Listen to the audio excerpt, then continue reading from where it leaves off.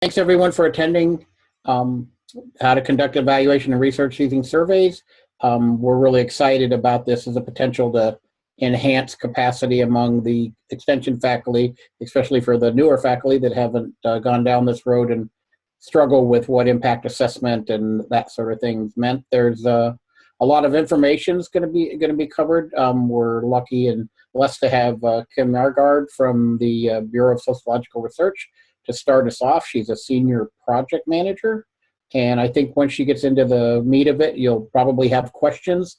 Go ahead and use the chat or raise your hand, and Kim and I will monitor that. And when we see somebody, we're going to go ahead and Kim has given us the okay to interrupt her to ask questions during process. And then there'll also be a couple of breaks and other times for Q&A as well. Well, so without further ado, I am going to mute my screen and turn it over to Kim. Great, thank you, Rock. So hopefully everyone can see my screen. So yeah, my name's Kim, and I'm a senior project manager at the Bureau of Sociological Research. I've been a project manager there for a little over 6 years now. So I am the one that's going to be presenting this information today. Our associate director is out sick, so she wasn't able to help out with the presentation. So I'm just going to jump right into it since I have a lot to cover. So today we're going to be talking about, I'm going to start with just a little bit of basics about BOSER, which is the acronym we go by. And then I'm going to jump into just a quick overview of IRB. And then we'll go into the meat of it with the surveys 101. And then I have a little time carved out if we have time to do questions, actual like Q&A at the end. If not, like Rock was saying, we're going to have plenty of time to stop for questions if needed. So, all right, so BOSER. So BOSER is the Bureau of Sociological Research. It was created in 1964 as a data collection vehicle for the sociology department. It's always directed by a member of the faculty. So right now, Dr. Jolene Smith is our director. It's a fee-for-service organization. So what that means is we only charge people for the services that we do.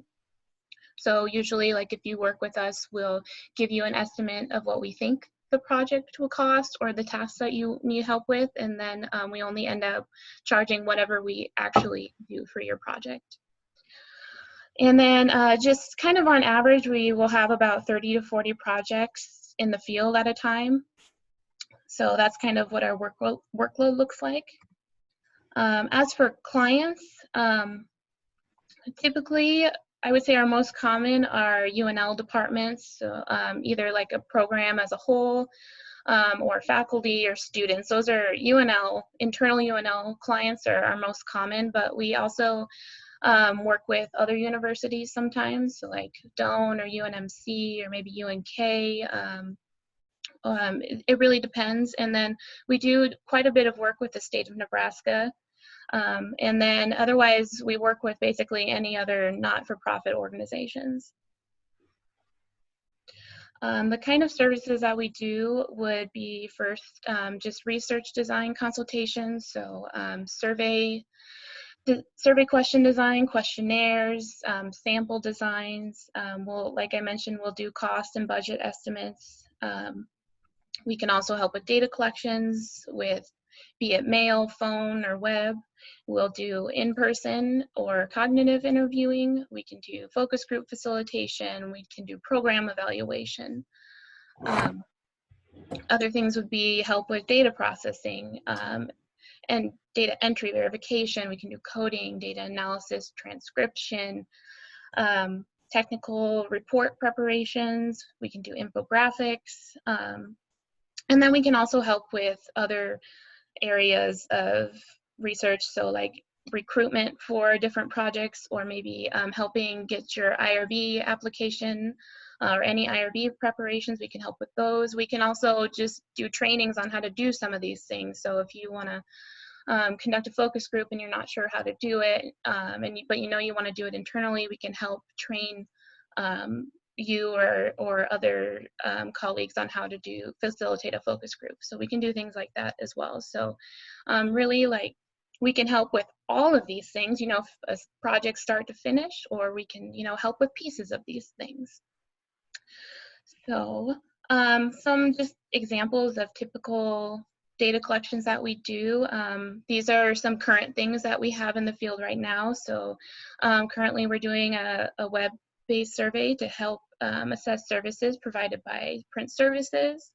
We're doing an evaluation of the undergraduate curriculum for animal science, and we're using web surveys, focus groups, phone interviews, and we have 3 different target populations we're looking at for that evaluation.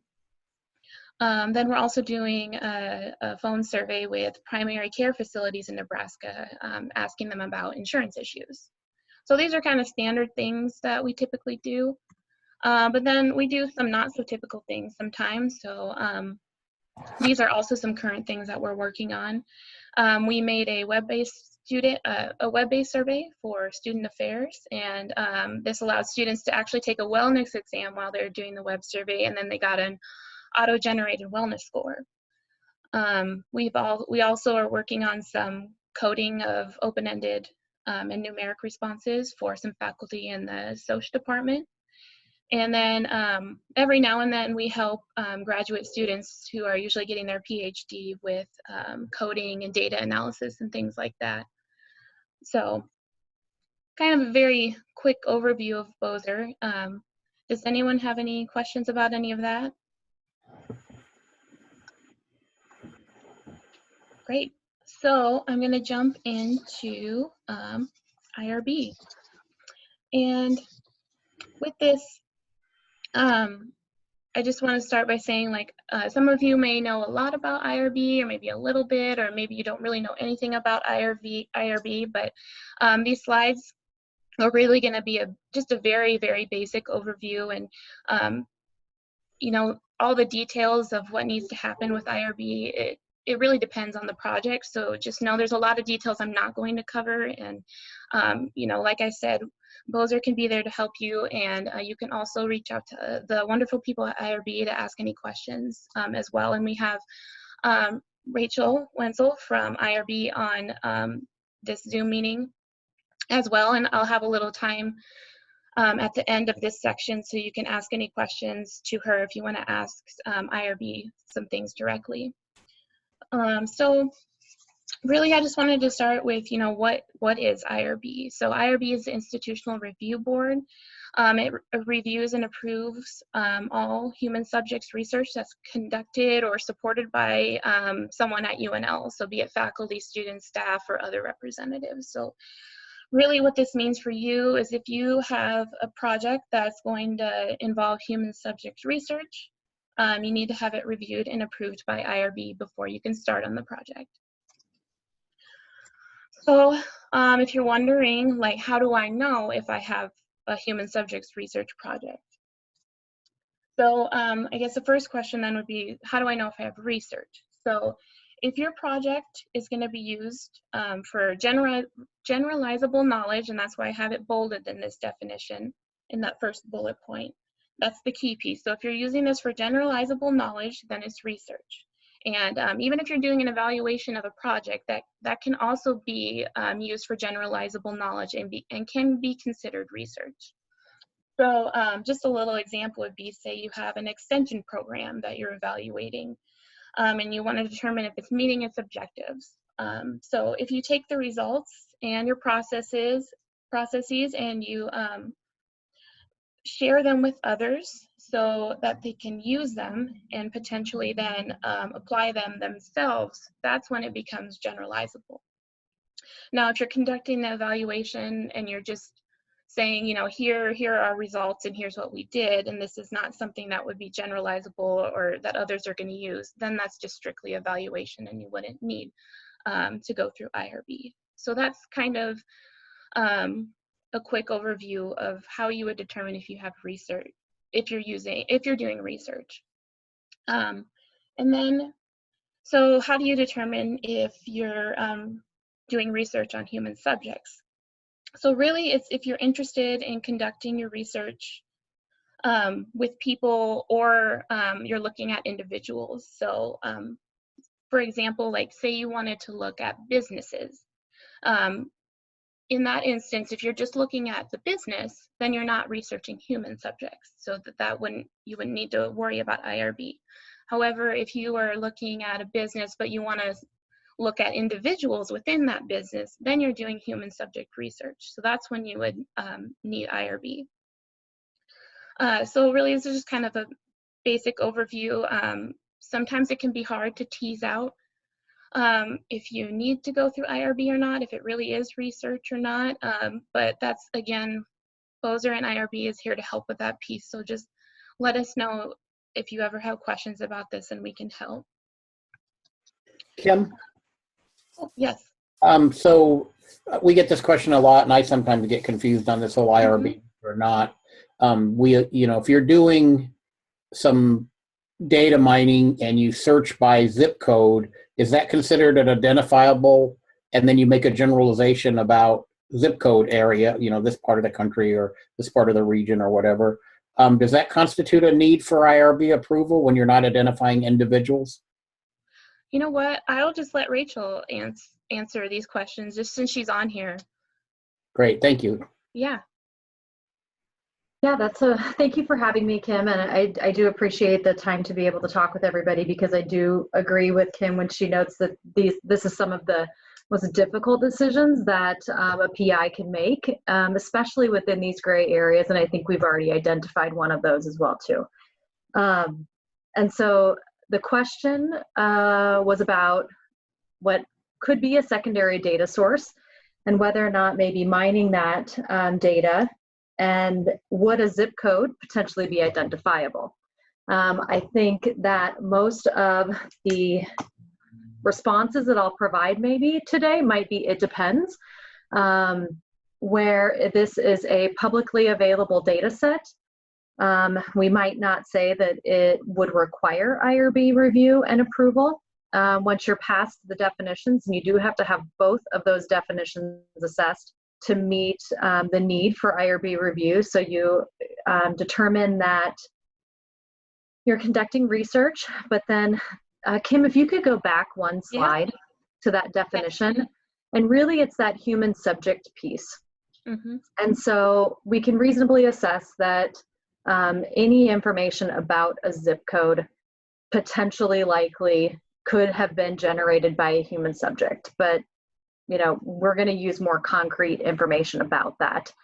And so then it really goes down to the private information through intervention or interaction, uses, studies, or analyzes the information or biospecimens. And so I guess it would really depend if we had some other piece of secondary data that might be identifiable about that individual. And so zip code alone, I likely would say, would not give us enough information to say that it is individually identifiable to one person. I think it would really depend on if there's other data associated with the zip code to be able to re-identify or identify somebody. So zip code alone, probably say no. But we'd also have to identify how we're obtaining that secondary data piece. So to follow up on that then,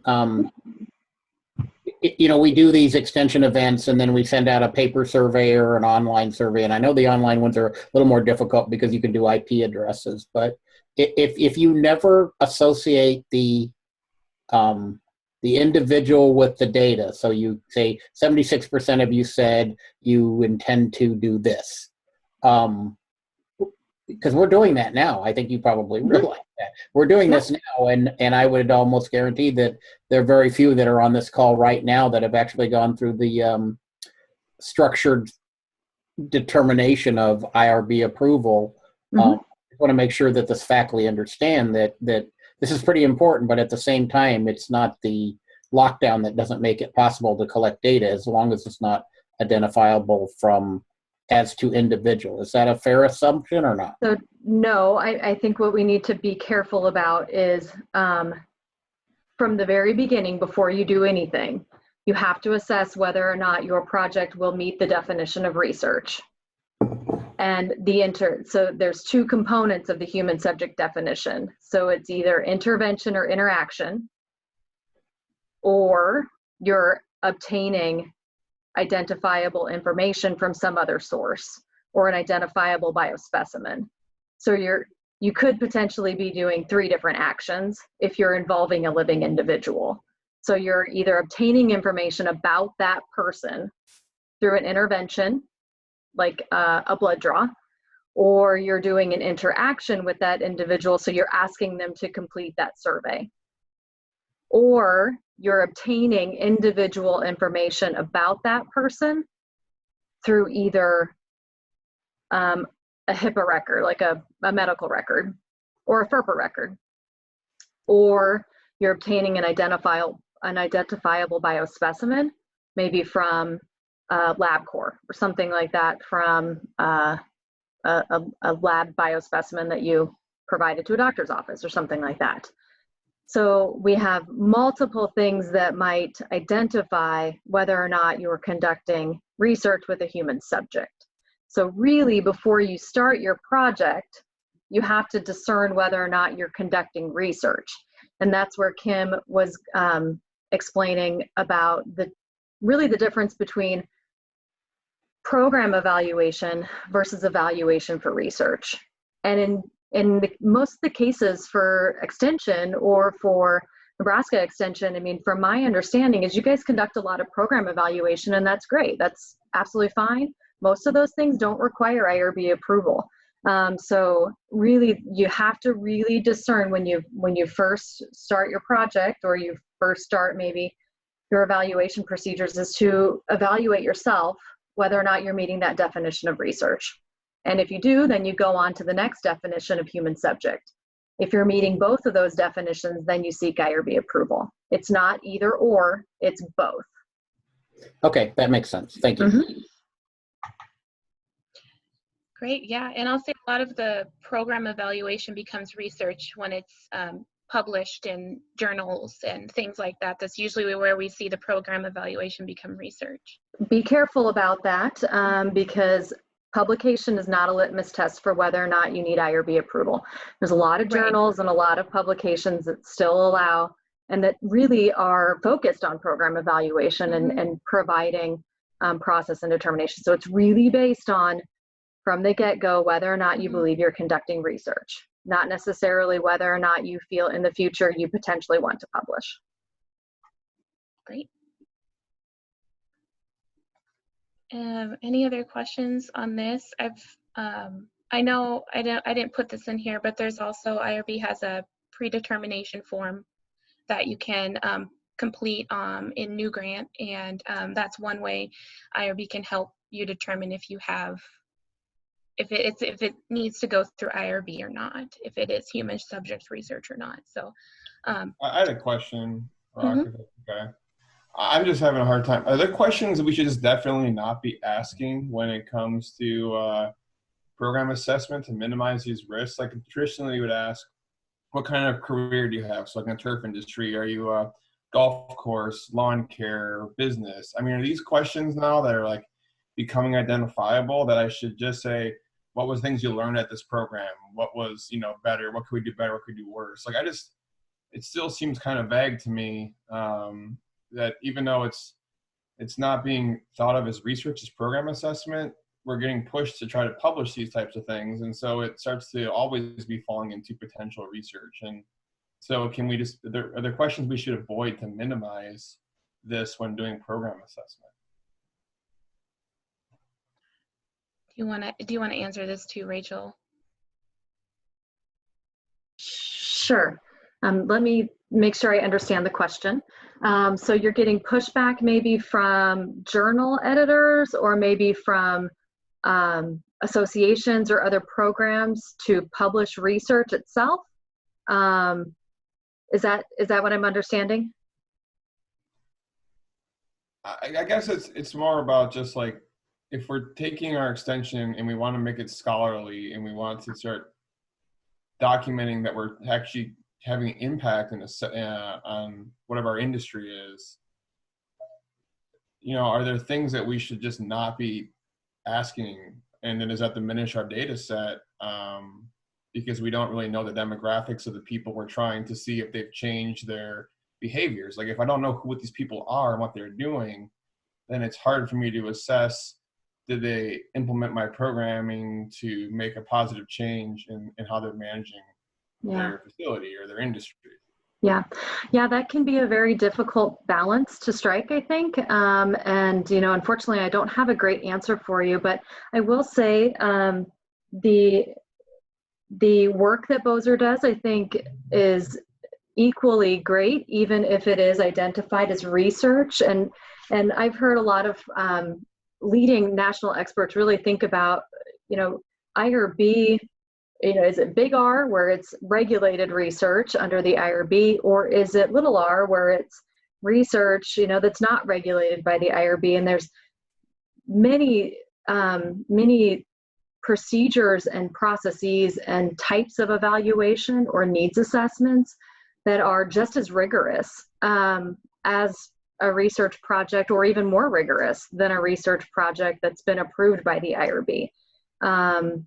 So I guess I would encourage everybody to not shy away from asking, the individual questions that you need in order to meet your goal or your objective.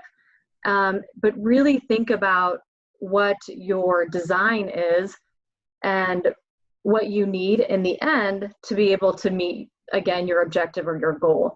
And I think that if you need help in communicating or trying to clarify whether or not IRB approval was necessary or needed for your project, that is definitely something that we can assist in.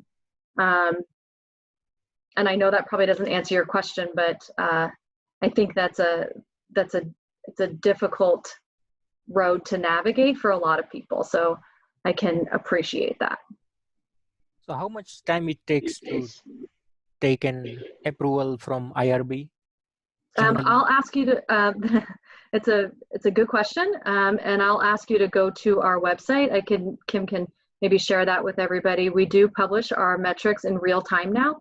That has been an update a little over a month ago, where we are sharing our annual metrics for median review times, for change requests, continuing review, annual reports, new projects, final reports, and reportable new information.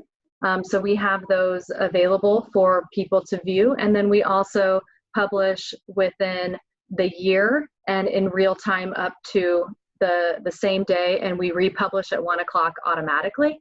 So people can see maybe trends on where we're at for the year. So I'll have Kim share that website with you. And I see Terry shared it in the chat box, and I also have it on my next slide. Perfect.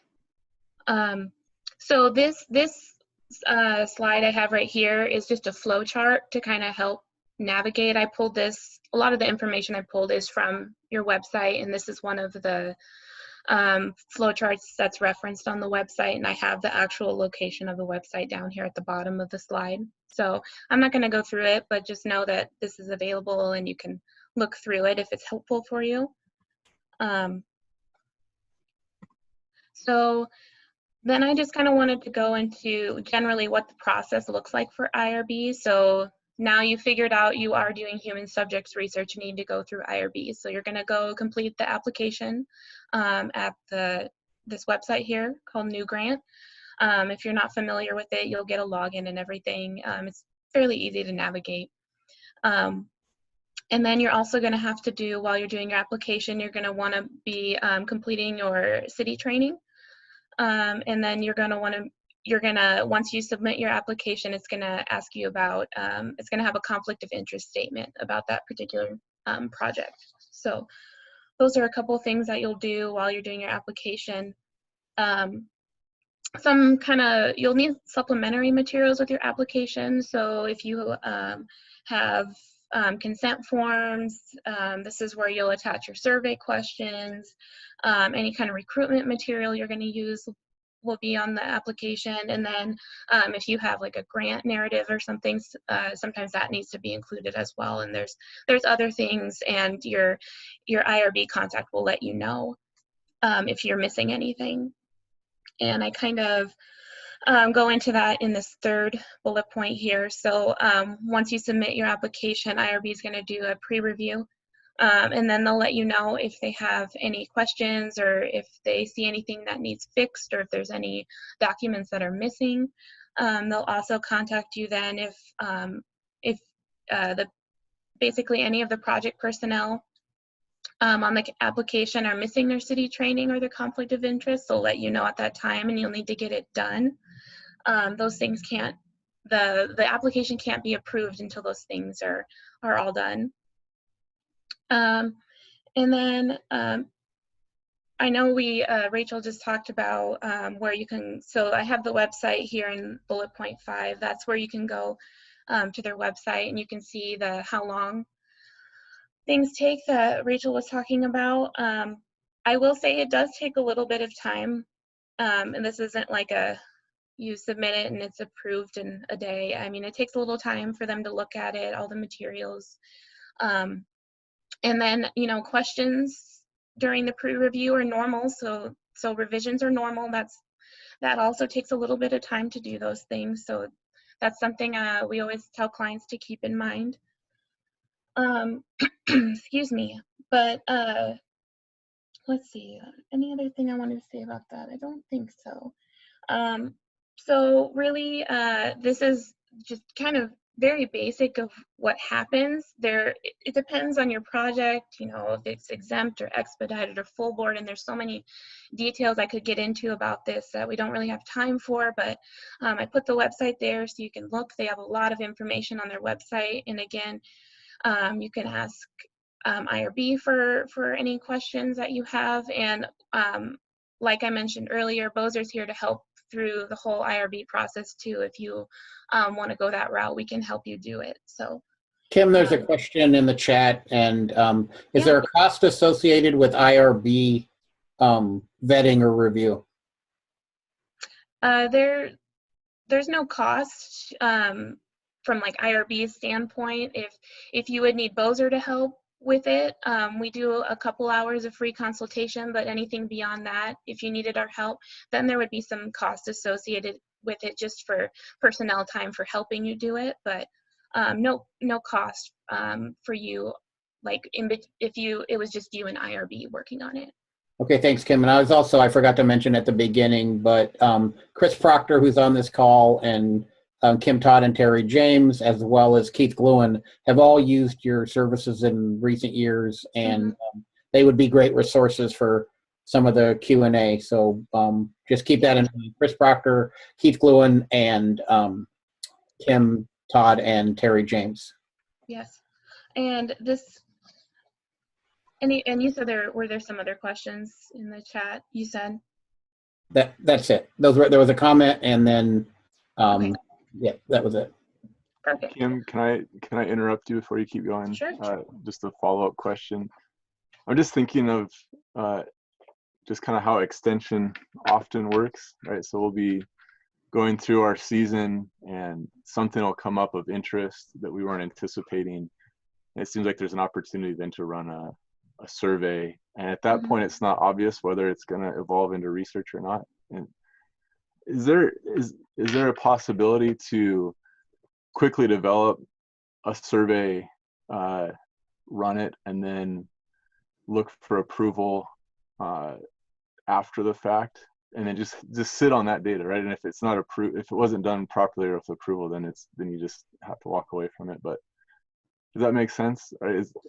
Just knowing how things often work practically, is there a mechanism that we could go about it that way, or do we have to pre-plan, right? When you're doing a grant or something, you pre-plan and you line these things out and you develop your questionnaire and all that, but there's times where to quickly survey and kind of gain and understand what's happening within a field season makes sense. We've never done that before or helped anyone with the IRB like that, so I think I'm going to again defer to Rachel and get her thoughts on if that would be okay or not.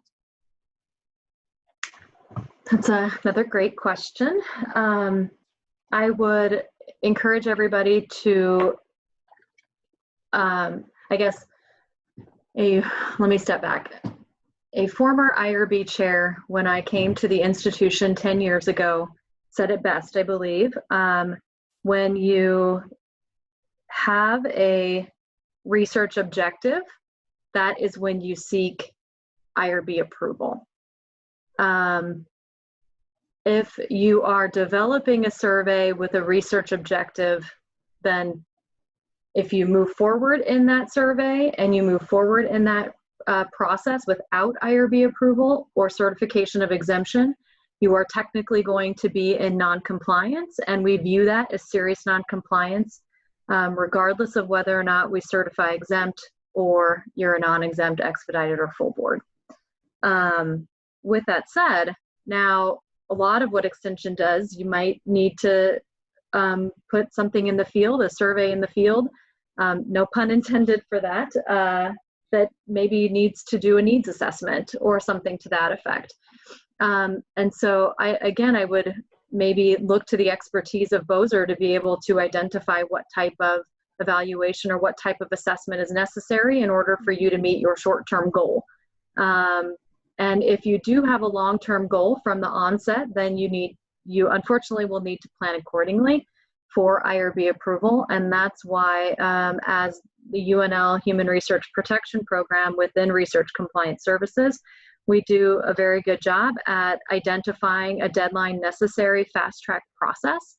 And so if you notify us, we can certainly make sure that we can move forward in a review process as quickly as we can if you have a legitimate reason to do so. Such as, hey, Extension needs to really move forward on this. We have a short window of time because of growing season or something to that effect. Just let us know and we will work with that deadline and that process. The last thing we want to do is be seen as a barrier. I know sometimes the process can be daunting, but we will certainly work with you on those times needed and necessary. So I think again goes back to what's your objective? What do I want to do at this point in time? You know, potentially then you say, I have a needs assessment. I'm looking at this particular slice in time, and I want to be able to understand maybe what the community needs are for rural Nebraska, wherever you're at in the town or in the state of Nebraska. And then you receive the data, you do what you need to do for that season, and then you say, wow, I'd like to look at this and analyze this again for a research objective. That's when you would seek then a secondary data analysis and an IRB approval. So you could have a data set that you use initially not for a research purpose, but then after looking at it, or you might change, and then before proceeding, then you would submit for IRB approval. Yes, absolutely. I would just make sure that you're really, you feel good about what your objective is, because that can be a slippery slope, and we'll certainly ask you a lot more questions on the second time around to make sure we understand why and what the original objective was. Sure, no, that makes sense. That's helpful. Yeah. Thank you. Yeah. So long story short, yes, it's possible. Be careful though. Thanks, Rachel. Mhm. And I can attest to how helpful you all are with if there is something that's urgent that, we have a short window, a timeline, something we have to work with. They're always great at IRB of understanding and helping to get it out as, get that approval done as fast as possible. So I can attest to that. So definitely don't be scared of IRB. And I've only been working with IRB really these past year or so that I've really gotten familiar, and I'm still learning a lot too. So it did seem daunting at first. I can also attest to that. And once you kind of get a feel for it and understand it better, it's not that overwhelming. So yeah, great. And then I just wanted to quickly talk about city training and then conflict of interest a little further, because I know city training can sometimes seem overwhelming. So this is a web-based training program about the protection of human participants, and then I just put the website there as an FYI of where you would need to go and sign up and complete the training. Excuse me. So this is a training you'll need to do in order to have your project approved through IRB. And then conflict of interest is the statement that's used to review potential conflicts of interest of the project personnel, and it's for that particular project. So every time you put in a project with IRB and your project personnel on there, you're going to get asked this conflict of interest statement, and it's just talking about that particular project. Kim, if I could yeah. add a little bit more on the Yeah. conflict of interest side, I think Please that do. this, yeah, so I just want to make sure that everybody on the call understands the difference between the IRB conflict of interest process and the interest and outside activity reporting form that is required for all faculty, staff, or students, one, that are sponsored, that are conducting sponsored research, and what those processes are and what they do. So the interest and outside activity reporting form is your annual disclosure form that you have to complete. The IRB COI process is embedded into an IRB application so that we can more easily identify if there are potential conflicts with one project versus another, and so on and so forth. So again, the IRB COI is not the official COI process or disclosure process for the university. It's just a way for us to be able to better connect the IOARF with an IRB project. The IOARF, and I apologize, this is confusing how it's kind of set up at the university, so I wanted to take some time. The IOARF is your official disclosure form as a faculty, staff, or student. And if you're sponsored, that has to be completed in the interest and activity management module in New Grant. So I do apologize if anybody has any questions about that. Please feel free to follow up with me via email, but for the most part, your sponsored programs folks will be following up with you, or your grant liaisons or something like that as well, if you're required to do the interest and outside activity for a sponsored research application and things like that. So just wanted to make sure that that difference was clarified. Thanks, Rachel. I know we've had some confusion too about it. So yes, separate IOARF form for conflict of interest for the university. For the purpose of, your IRB application approval, it's this conflict of interest statement that's separate from that. So, and then, so city training and conflict of interest. So this has to be completed by the PI. If you have a secondary PI, they need to do these things. And then anyone that you have listed as project personnel on your application. And then, so when thinking about who should be project personnel, so like who do I mean when I say project personnel? There's a section where you can add people to the application, and you should be adding people as project personnel. So like anyone who's on your team who's going to be either in contact with the people you're studying, or they're going to be in contact with the data. So like, for example, if you have maybe a student helping you with your project and maybe they're going to be recruiting people for your project, then they would need to be listed as project personnel, and they would need to do city training and do that conflict of interest statement. Or maybe they're going to be helping analyze data. So something to think about that I think sometimes gets overlooked is that who should be added to the IRB application. And then just this is kind of an FYI, but with city training, you have to do a refresher course once every 3 years. So just know that if you did a project, you did city training, and then a few years down the road, you have a new project you're doing application for, you might need to do your city training refresher course. And this course is a little shorter than the original course, but just something to keep in mind. And really, that's kind of all I had for this IRB section. So I think we have maybe like 5-10 minutes for any other questions. So if anybody has anything else they want to discuss, or Rachel, if you have any other things that you want to share that you think would be helpful for everyone to know. In the chat, any questions? Anyone want to unmute their mic and shout out a question? And now's the chance for the IRB information that was just covered. Yes, and after this, I'm assuming, Rachel, you'll probably be hopping off. So this is kind of the last chance to ask some questions while you have Rachel's attention. I just want to also add that the IRB procedural stuff, I've heard faculty and other people saying, I'm not just saying our department, but when I was head, I'd hear other faculty and department heads say, oh, it's so onerous, oh, it's so this, but it is required. And with the staff at Bozer and as well as IRB office, they do everything they can to make sure we're compliant and those sort of things. So that'll just kind of underline what Terry was saying. They're there to help, and they're more than willing to do it. An example is today they took some time out to help us down the path a little bit as well. But being ignorance is not bliss in this case. I mean, you need to be cognizant of these sort of procedures and policies that are important, especially if you intend to go much beyond a real rudimentary, and even then it might be required. So yeah, just be careful, everybody. And I have a question. Several of our extension programs are kind of repetitive. We do extension surveys 2 to 3 times during our field days and things like that.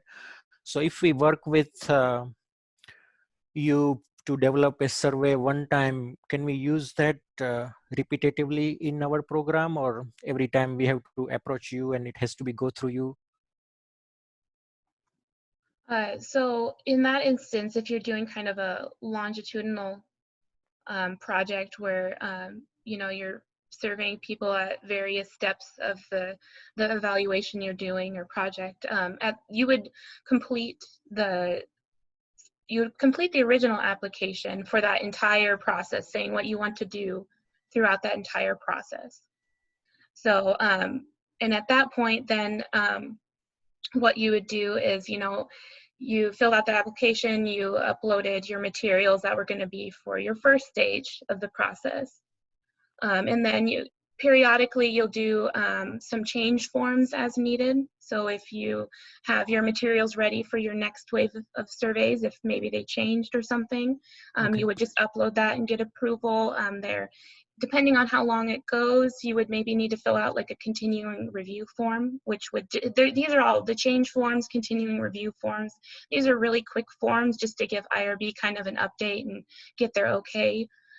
So you wouldn't have to do a separate application for every single piece if this is one big long project or evaluation. Okay. And just a follow-up question about taking approval from IRB. So if we are not collecting individual person's data, but we are asking for their opinion, we still need to take an approval? It goes back to, again, is this research or not? Is this generalizable knowledge or not? So you're getting information from them. So be it identifiable information or just information about their opinions, I would say that's still like, is this research or not? Are you using it to generalize? And I don't know if Rachel, you want to say any more on that? No, I would agree. I think that is appropriate. You start with the research definition, you move on to the human subject definition, which includes interaction, which would potentially maybe involve an opinion of somebody or from somebody. Yeah. Okay, thank you. Kim or Rachel, I have a follow-up question. This is Martha. Mm-hmm. Many in our department in the teaching space have done IRBs, and this is a follow-up to what Amit asked. So oftentimes we do the same thing, like an extension event, it's the same thing. You're trying to do longitudinal data collection. If you are not making any changes to the survey question, how far can you extend that IRB? Is that a 2-year or 3-year? If you could clarify that, thank you. Yeah, an exemption is valid for 5 years. After that 5 years, you then have to come back and you might have to submit the same application, but we then would reevaluate that exemption. And then you might be valid for another 5 years. Exemptions do not require continuing or annual review. And so if you want to use the same survey with the same population every year and we certify it exempt, then you can do that for 5 years without ever coming back to us. Now, if you are reviewed as a non-exempt, so expedited or full board, then you would have that project valid for 10 years, but every year you have to submit either a continuing review or an annual update, giving us just kind of a brief update of the project. And depending on the continuing review form versus the annual update, the continuing is required at the full board review level, which asks just a lot more information. The annual update, which is new under the 2018 requirements, is really just providing us a status update that it's still ongoing. So non-exempt, 10 years, but you have to report back to us. Exempt, 5 years. Don't have to tell us what you're doing until that 5 years is up, if nothing changes. Thank you. Mm-hmm. Could you clarify the difference between exempt and non-exempt? What are those? What's the distinction? So there's technically 8 exempt categories that a research study could fall under once you make it past the definitions of human subject and the definition of research. So there's 8 categories, and they're very specific to the type or the population of research that you're doing. So the 8 categories, the first category 1 is research in common educational settings that meet certain criteria. The second category is survey or interview research procedures with adults only. That can get a little bit interesting in the state of Nebraska with the age of majority as 19 years versus 18. So we do have to work through that process a little bit. So there's additional categories of review. If your research and all your procedures do not fit into one of those 8 categories, we then move you to an expedited review process, which includes a review of 1 member from the IRB, 1 designated IRB member from which would review your project as an expedited. So there are 7 review categories that all of your research procedures have to fit under. And if you don't fit into one or more of those 7 categories, and let's say 3 of your 4 research procedures could fit within an expedited review category, well, not all of them fit. So that's when you move to full board. And then your project is reviewed by all of the members of the IRB. And so either greater than minimal risk research, research with prisoners, or research that doesn't fit within one of the categories of exempt or expedited would move to a full board review. So there's different varying levels of review category, and that's kind of what we do during the pre-review process as well, is to be able to better understand and categorize your project. And that's where during the pre-review, we're going to get pretty technical in terms of whether or not you would need to have, for example, the key information section in a consent form because you're now required to meet certain regulatory criteria under an expedited review process. So that's, as Kim was discussing, kind of our pre-review process, that is that once you guys preliminarily categorize your own project in the application form, that's when we will review the entire project. And if we have enough information to move it forward in the next step of the review process, either through the exempt or expedited or full board, that's when we'll kind of decide that category of review and review type. You may end up having a pre-review process that we're just really trying to kind of figure out all the moving parts as well too, to be able to categorize that. So those are the different varying levels of review type and review category. And those categories are also on our website under the review process. Rachel, could you repeat the first one, please? Just because I think I have a follow-up question to the first one on the list. Sure, the exempt for the first category that I mentioned? Yes. Yeah, so the first category for exemption would be research conducted in common educational settings. And we would not view the university as a whole as an educational setting. We're talking more like in a classroom where you are maybe involving, I don't know, UNL freshmen in a 101 course or something like that. And the course and your research will ask about different curriculum techniques that you're using. Maybe you want to try to learn if a certain clicker or something like that does better than having an open forum discussion or something.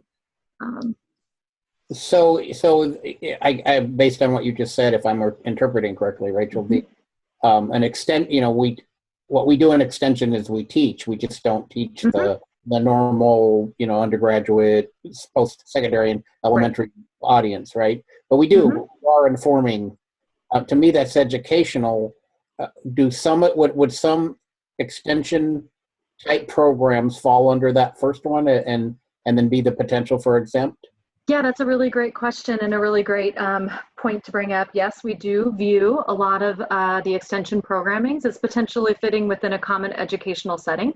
I will say within like the 4-H framework and that program, we do see that as a common educational setting where extension does deliver a lot of content and a lot of educational based content to our broad state population. So yeah, we do place extension programs in exempt category 1, absolutely. Okay, great, because I was thinking specifically about the pesticide safety education program, which that PSEP would seem to fall under that first category. Yeah, I mean, that's we might also place it into another category. If it's all adults, it might be easier for us to, or not necessarily easier, but there's not as much criteria that you have to meet for maybe an exempt category 2A versus exempt category 1. Okay, great. So we have some flexibility and some ability to move that about. And once again, you're there as well as others to help in the process. Absolutely. Thanks, Rachel. Any other questions while we're, Terry said master gardeners also, because they're essentially adult learners as well. So yeah, I think we have a lot of examples of things going on. There's a comment from Kim Todd. She mentions that the working with BOSR was awesome. It's hard for me to say Bozer because for some reason that doesn't roll off the tongue. That's but okay. But IRB certification does take a long time. So don't plan on it being 15 minutes and a passing score. So just be aware that the IRB process is critical and necessary, but it's not going to be necessarily as expeditious. But with these openings, with the proper vetting, it seems like some, if not all of our programs, or many of our extended programs, would probably meet some of those criteria for exemption. Just have to figure it out, right? Great. Yeah, that's a great observation, and I'll leave everybody with kind of just the thoughts, and it doesn't take long to proofread a document or to review it for additional clarity, because I think what we find most often that creates a long review time is that we just we can't connect all of the dots to be able to identify what the research procedures are, who the population is, which is really important for us to really know if you're working with adults, and the age range of that versus minors, because the exemption criteria is more restrictive for minors versus adults. And I would tell everybody just to take a moment and have somebody else maybe proofread your application going in for clarity, consistency, and really reading all of the questions and answering all of the questions that are in the application. I think that that's kind of what we find is can be a real barrier for us moving that through really quickly. And make sure you understand that the IRB website is separate and different from New Grant. We have a lot of guidance and templates and additional information for you to be able to make these assessments, whether or not you want to, you know, go through an exemption. If you can conduct your research without an 18-year-old, and it takes us 2 weeks to certify a project versus going through the expedited review process with an 18-year-old as a minor. So think about those things, and they can really help you kind of move through that process. It looks like we have one more question. If survey data is used for internal program impact evaluation, like a promotion and tenure document or annual activity insight, does that count as research in quotes? And then the person asking a question says, I'm assuming the answer is yes. I would probably actually say likely not. I think that the key words here, you're saying that it's internal, it's a program impact evaluation. And I guess I would look at the different objective, if there's maybe another secondary objective or something like that. But I don't think that that would lead me to believe that it would be generalizable, where persons outside of that particular program would use that information in a manner that you would make generalizations about the target population as a whole. And I'll leave you with that. I think making the determination of whether or not you're conducting research with human subjects can be one of the most difficult determinations to make. So if you feel like you're in a gray area, or you feel like you just don't know, that's okay, because I think, again, this is one of the most difficult questions to answer when you are conducting very important work in the area that Extension does, because you guys often fall within a lot of different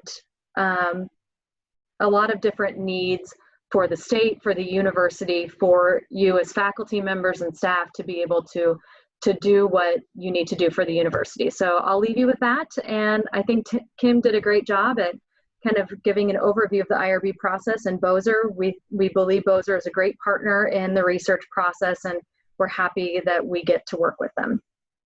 Great, thank you, Rachel. Thank you so much, Rachel. Appreciate it. Yeah. Have a good day, everybody. Bye.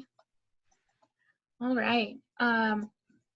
So now that we have kind of learned a little bit about IRB, we're going to jump into just some basics about surveys. So I'm going to kind of break this into sections. So the first section we're going to talk about is going to be designing your methodology. So when we think about the mode and picking the right mode, first we kind of want to think about what information we're going to get from each of the modes. So your options are doing web, mail, phone, focus group, or in person. So with web surveys, this is where you can, you're mostly going to gather quantitative information from web surveys, and you can also have some qualitative questions in there to get a little more description if you're looking for that. And how some different options for doing web surveys would be, you can send out emails if you have on your sample frame, if you have email addresses, you can send emails and ask them to do the survey via web with links, or you can do, say you don't have that information, but you want to do web survey, you can, if you have addresses, you can send letters with a link on there and do a push to web. So if you ever hear me reference push to web, I'm talking about mailing letters and asking people to complete them via web. Paper surveys, again, this is going to be mostly quantitative, and you can have some qualitative questions on there. And mail will be your kind of standard paper survey. For phone, you can do quantitative or qualitative, so you can do a phone interview that is quantitative, or you can do qualitative phone interviews. For focus groups, these are going to be qualitative. You can do these virtually or most commonly they're done in person.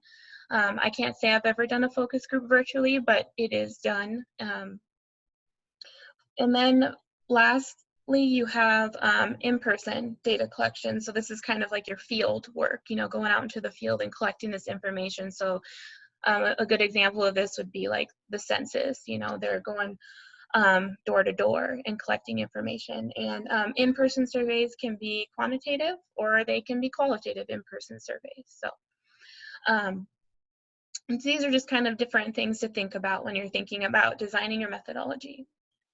The other thing, and a very important piece that you're going to want to think about, is the cost. So web surveys are going to be on the cheaper end, where in-person is going to be more expensive. And really how this works is the more people time you have, the more expensive the project is going to be. So with web, there's very minimal people time. You're really just, you know, people time comes in with programming the web survey, and that's really it. You know, once you send out the emails, there's no more people time until the data collection is over. So that's why it's on the cheaper end. And then, you know, with mail, you're pulling in people time for doing mail tracking of all the return surveys and data entry of the return paper surveys. You get to phone, and then you are pulling in interviewers to do all of the data collection. Focus groups, you have to think about recruitment time to get people there, time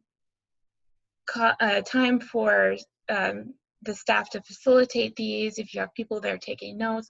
So there's a lot more people time that comes with focus groups. And then with in-person, then you have not only staff time to do the in-person data collection, but then, you know, there's travel costs and things like that involved. So that's why in-person is such an inexpensive route to go.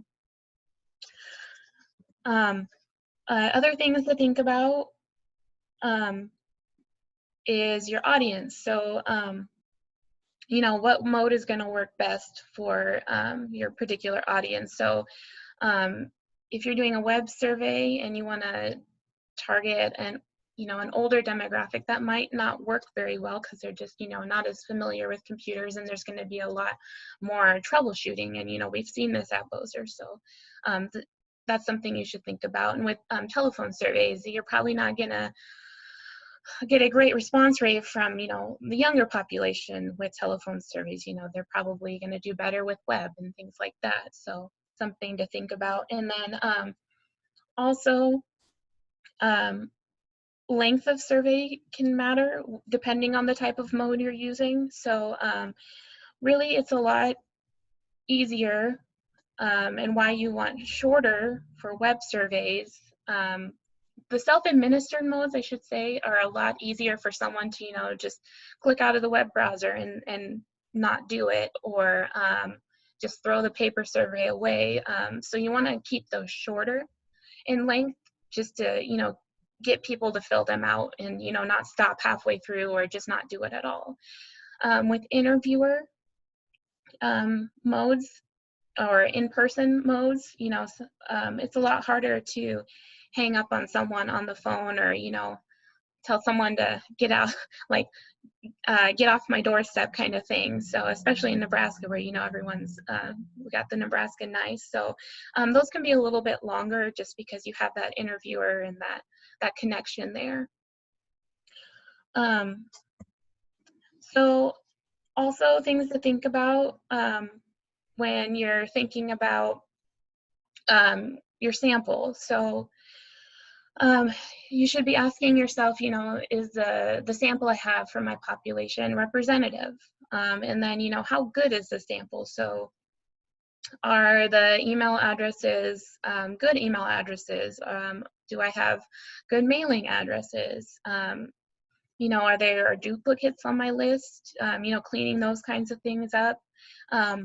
Then you would also want to think about creating, or, you know, if you want this, any inclusion or exclusion criteria. So like, do you only want to look at adults that are 19 years of age and older for this particular project? So you got to think through some of that kind of stuff. And then just making sure you keep on your sample list, keeping formatting consistent, breaking information into smaller columns, things like that. But that's kind of the basics of thinking about your mode and your sample and things like that.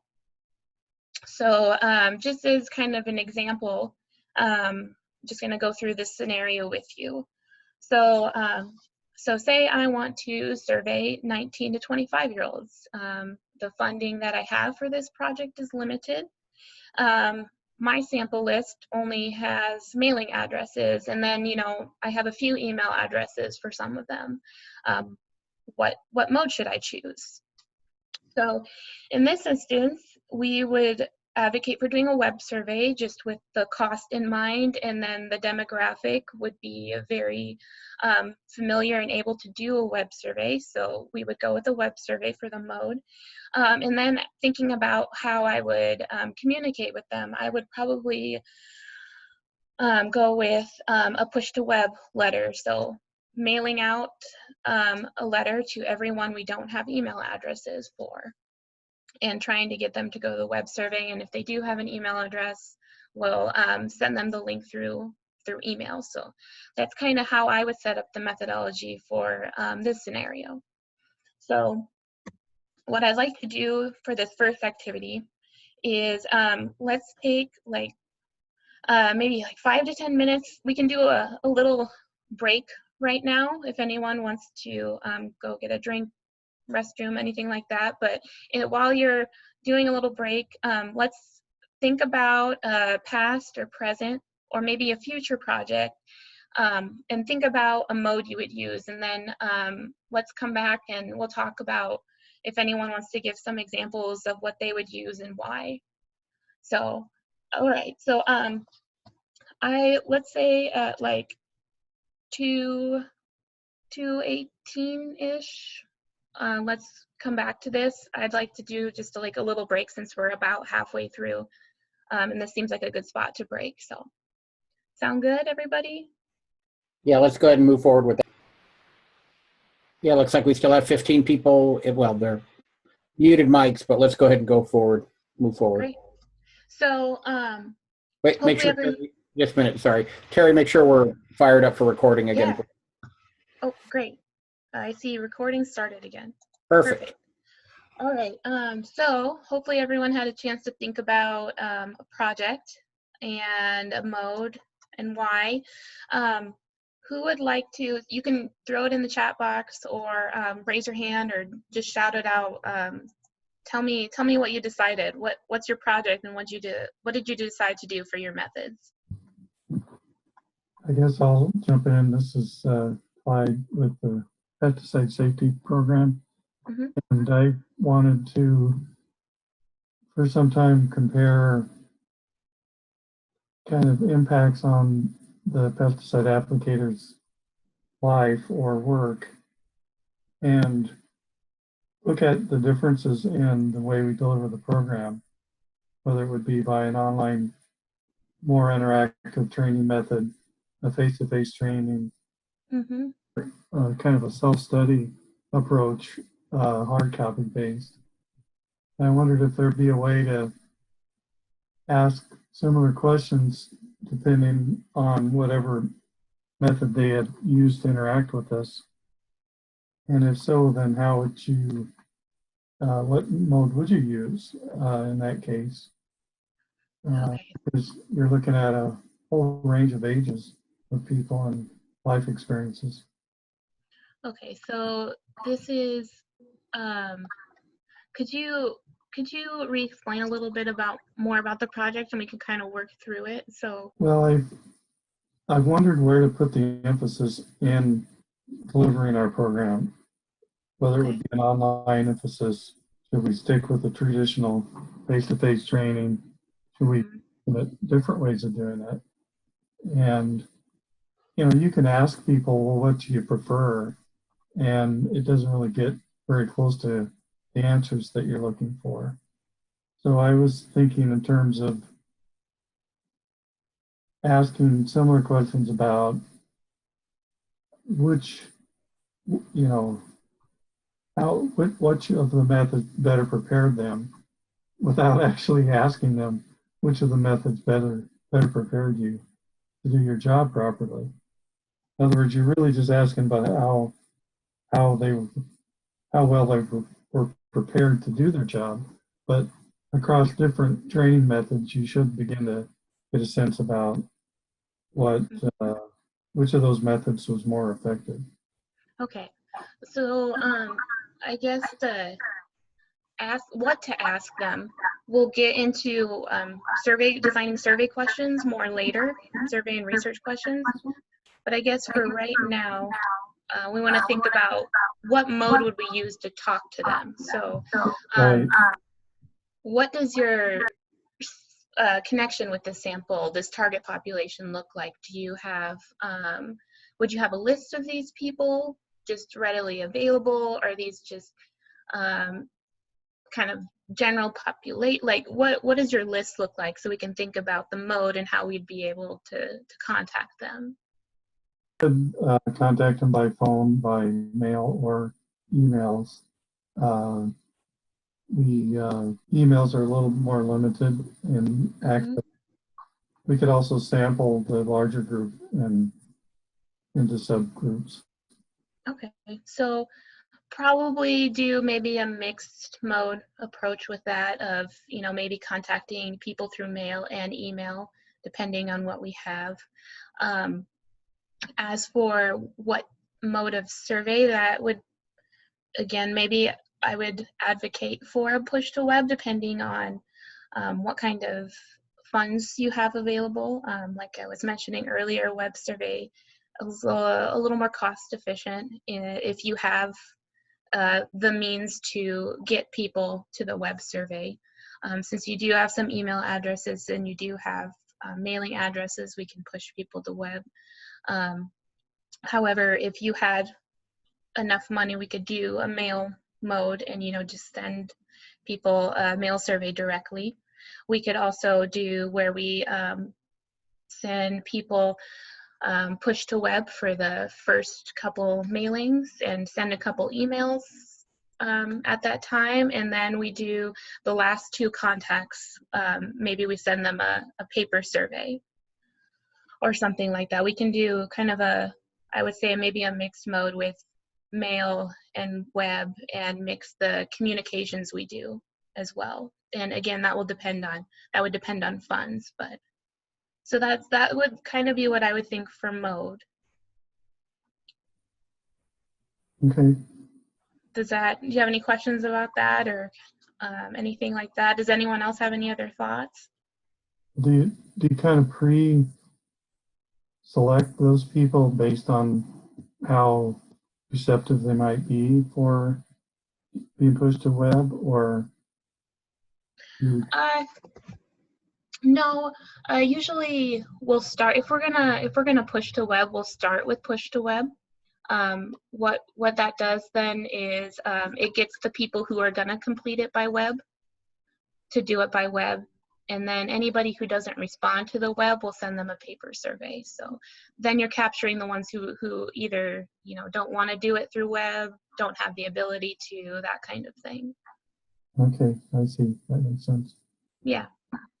And again, I mean, some of this, it can vary. We can kind of change methods depending on cost and things like that. But I think that would be a good approach for what you're describing.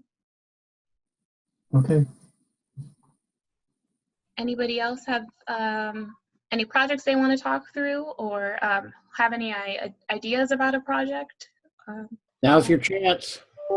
Yeah, yes, this is your chance to get some free consultation, or just, you know, try to take a stab at it yourself, and we can talk through it. Okay, well, that's totally fine. We'll just keep moving for the sake of time, and if you think of questions or things like that, just yell. Oops, I gotta click on the screen again. Here we go. All right, so now we're gonna move into writing your research and survey questions. So this excuse me, graphic here is kind of the process that we want to go through as we're writing our research, I guess, survey questions really.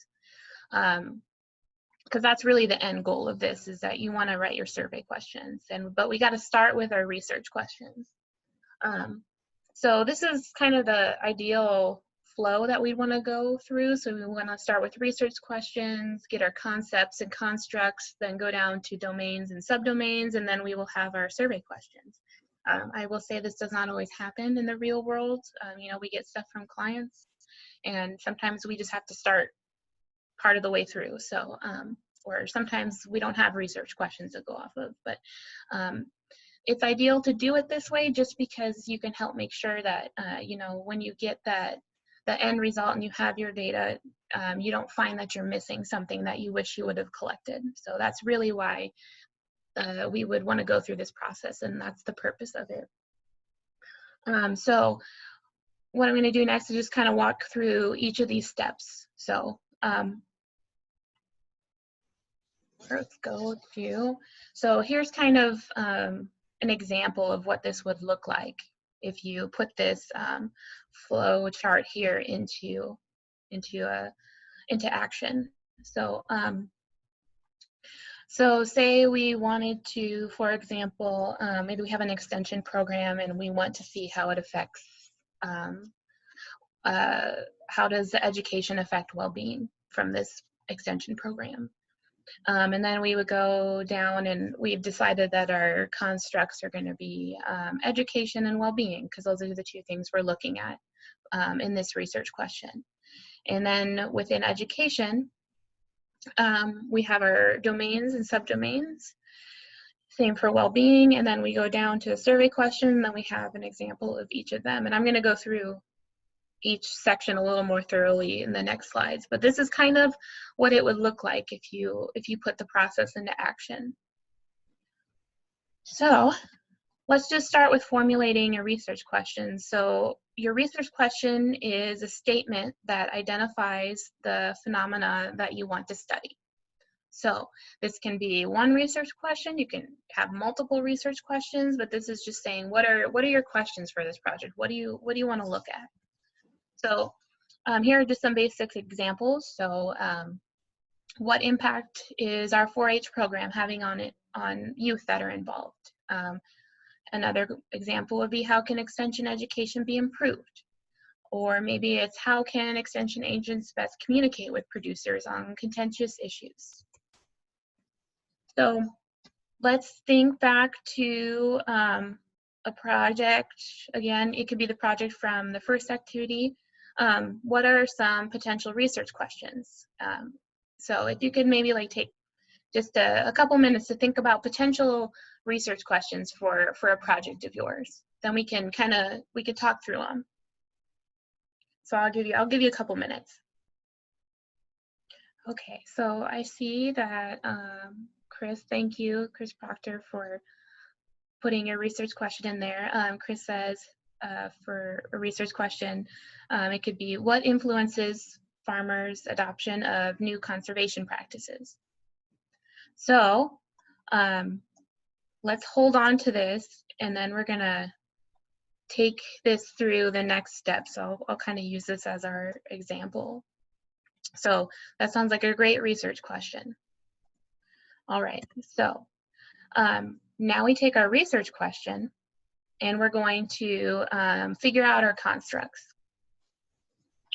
Okay, so moving from concept to construct. So if you, I'm going to go back quick. If you remember, a concept is just an abstract idea of something, and then the construct is a concept that is systematically defined and then can be used in research or theory. So we're taking our abstract idea, the concept, and making a construct out of it. And so identify and name the concept from the research question. So we'll describe its properties, describe its scope. When I talk about properties and scopes, or properties would mean like the type. So like in our example, we were talking about health. So the properties of health could be like mental or physical health. For scope, we're talking about things like time or geography. And then you're also going to describe how it differs from other related concepts. And once you think about those things, then you have, it's become a systematically defined construct. So that's really what we want. We want that defined construct. Okay. So then we're going to take the construct that we have now, and we're going to make our domains. So here is some examples of constructs to domains.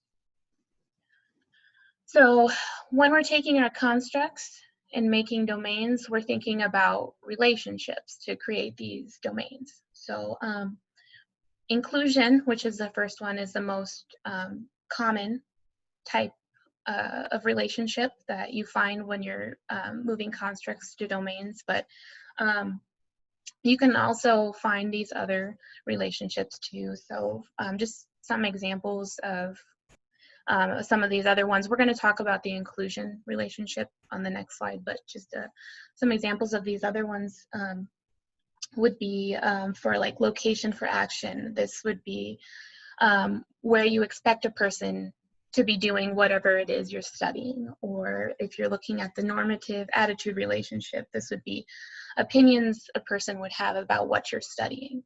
Or maybe you're looking at sequence relationship, and that's steps a person would take in what you're studying. So this is just helping you look for relationships to find these domains. Really, this is what this slide is doing. Excuse me. So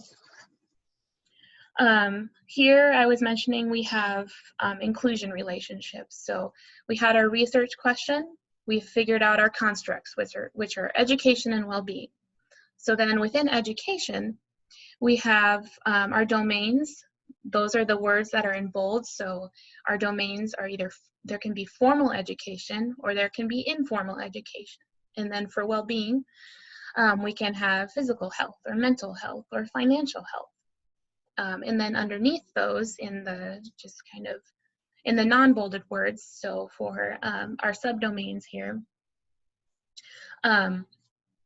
for formal education, it could be like number of years or public or private, the size. In informal, it could be on-the-job training, workshops.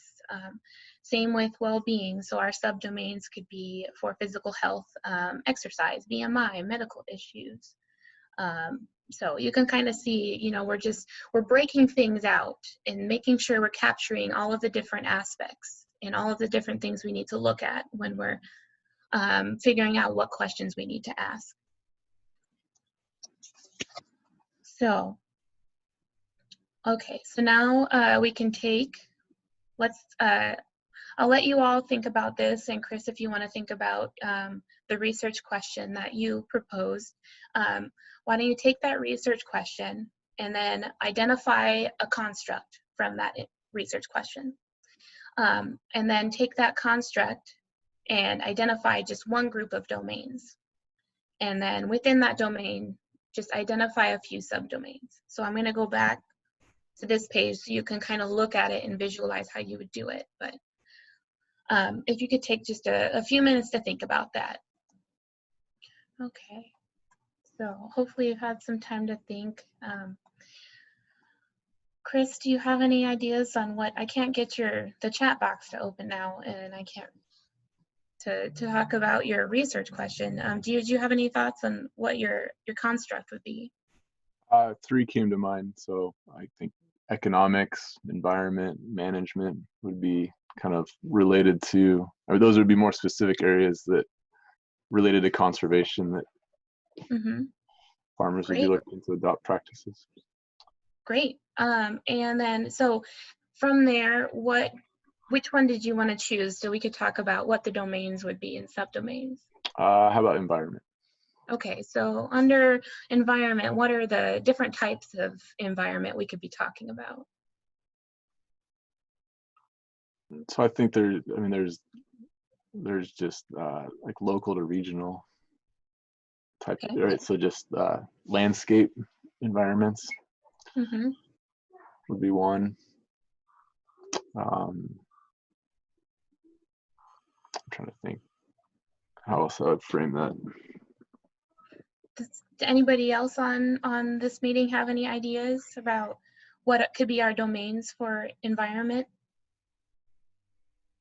And maybe you, Chris, you could repeat your research question again. What did I say? What I'm sorry. influences farmer adoption of new conservation practices? Okay. Yep.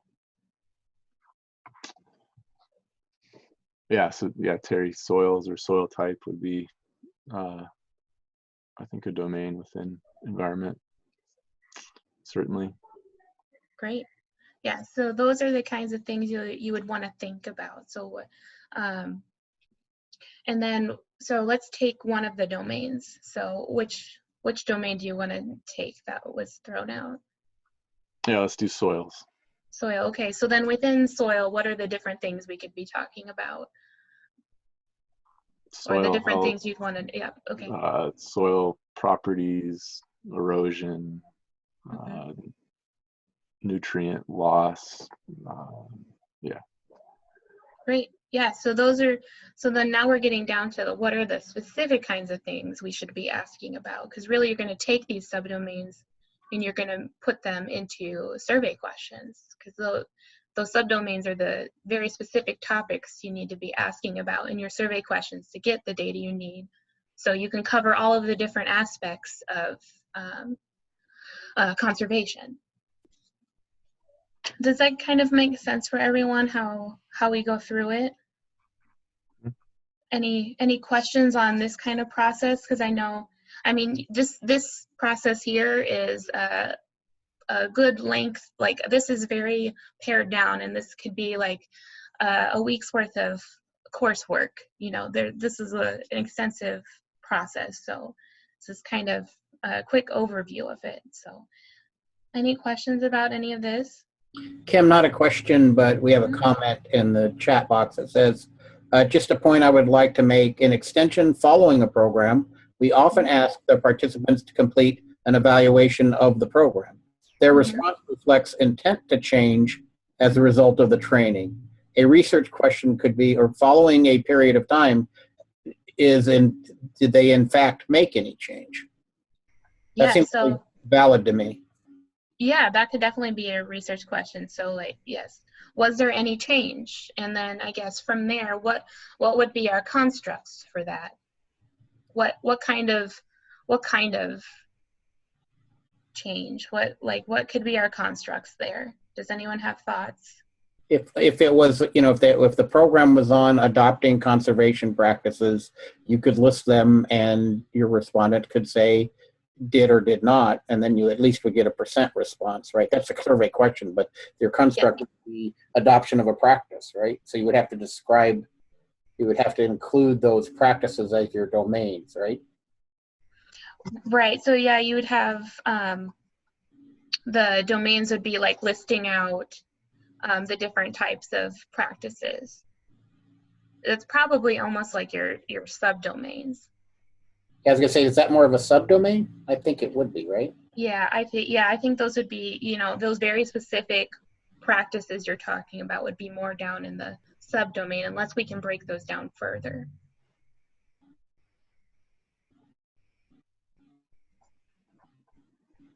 Okay, any other questions or thoughts about this one?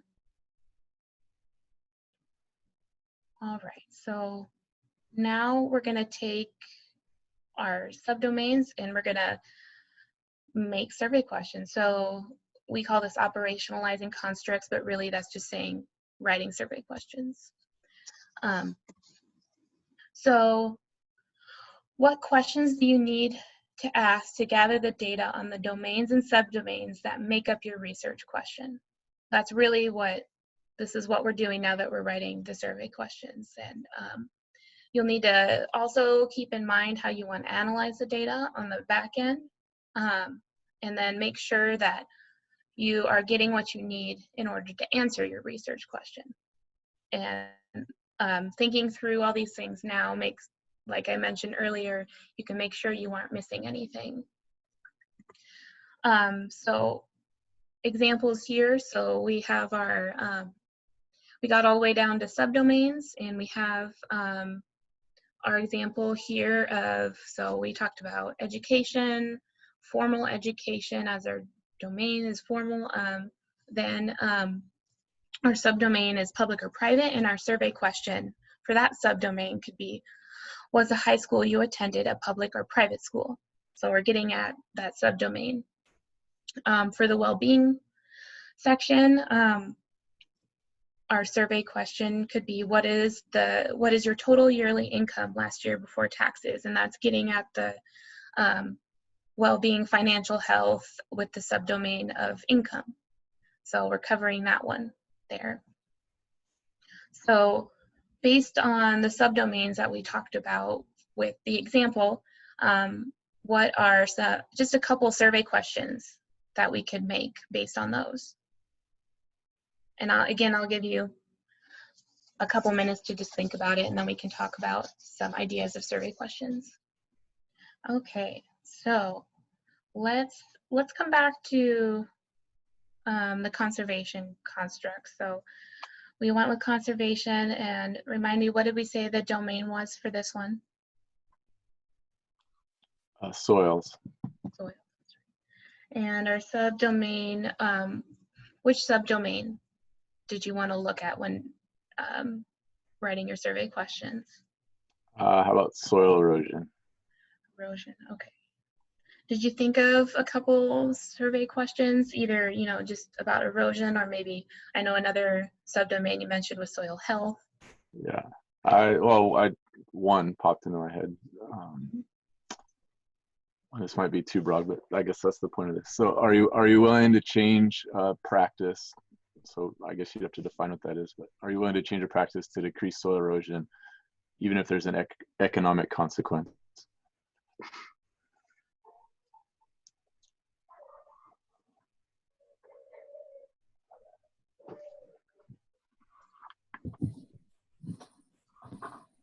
Okay. So what I was thinking about is, don't you really have to ask multiple questions and then interpret your results later, because you're going to want to know what their particular conditions are. And then, in other words, you can't load up a question to ask two things in the same question. So you first know, what is their situation? What do they have? Highly erodible soils? Do they have, what kind of practices do they follow? Mm-hmm.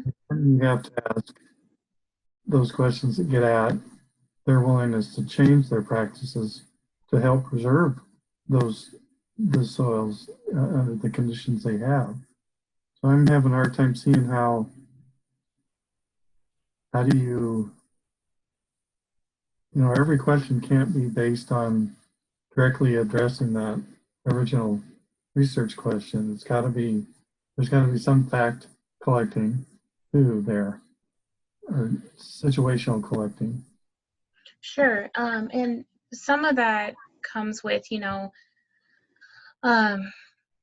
is some of the information you're looking for. I can't remember if, well, I have this on a slide coming up, but some of this you have to think about, is there other ways to get this information that isn't asking it through maybe a survey question?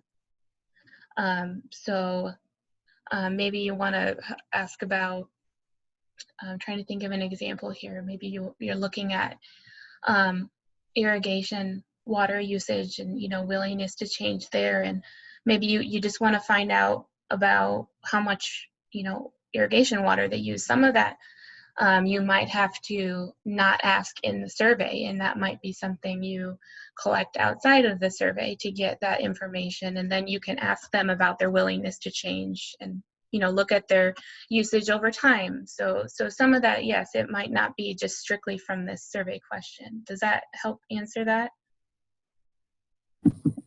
Yeah, that does make sense. That as you talk, it reminds me of things that I supposedly learned in the past. Remembered. Yeah, but that's a valid question, and I didn't cover it yet because that's on a future slide. But yes, like some of this you can't get that information necessarily from the survey, and maybe the burden of asking them to go find that information is more than it would be to just, you know, if it's readily available to go get on your end, then I would suggest you go that route. Like, I always ask clients about, you know, if you have demographic information about your sample, you know, we don't need to ask them some of these questions on the survey. So you have to think about some of that too. And to your point of, you know, you don't want to ask a million different pieces in one question. That's also true. You know, we can't have a double barrel question where we're asking them about their willingness to prevent soil erosion and something else. You know, it has to be broken out into separate questions too. So that's something you should think about while you're making these questions. Don't try to cram everything into one question, or you can't tease it out on the back end what piece they were talking about. So something else to think of. Any other questions or thoughts on this piece?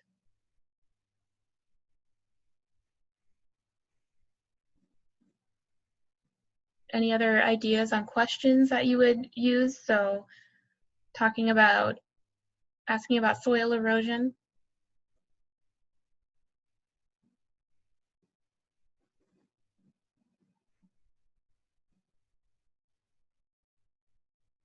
As for Chris's question he posed, so willingness to, how willing are you to change you know, we'd have to define, like you said, what practice we're talking about. How willing are you to change this practice to prevent soil erosion, even if it has an economic consequence? I think that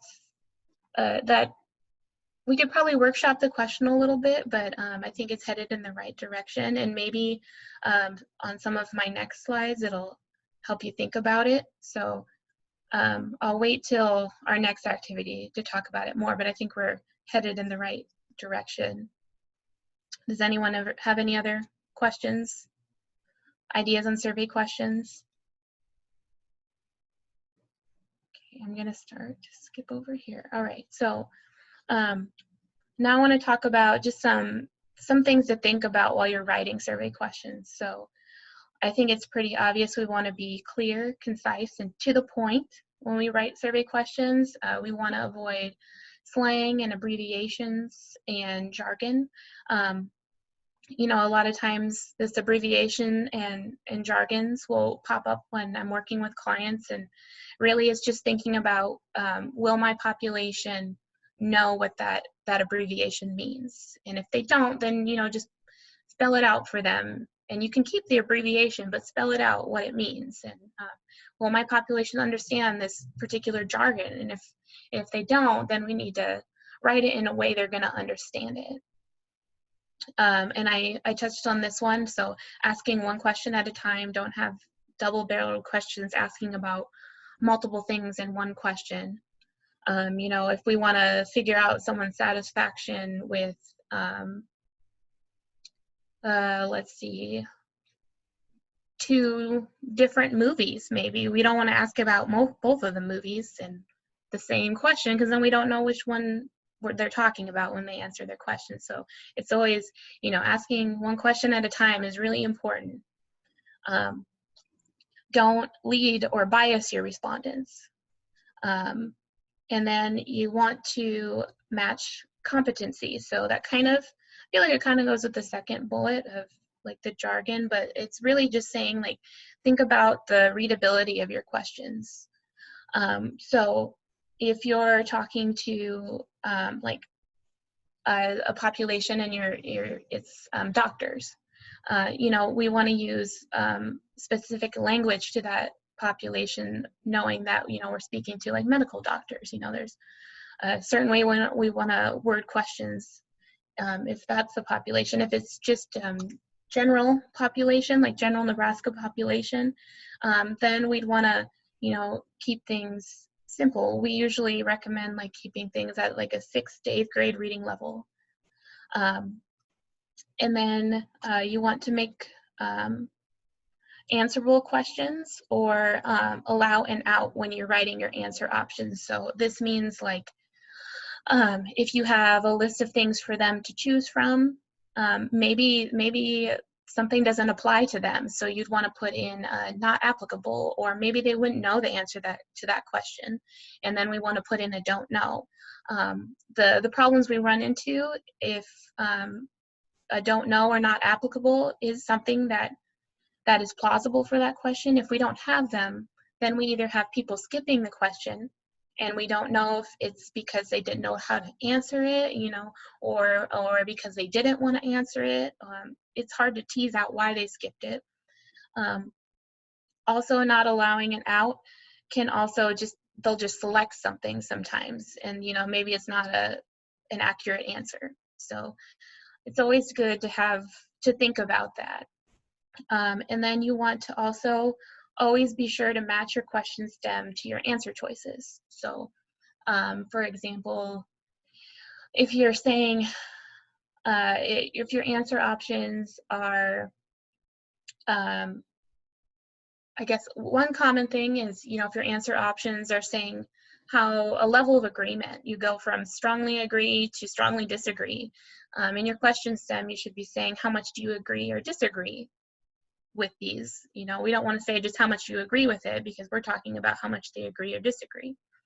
Or you talk about in your question stem, you phrase it as like, do you do this or do you not do this? But then you're in your answer options, you're asking for like a number of times or something. Like you always want to make sure your stem makes sense with your answer choices.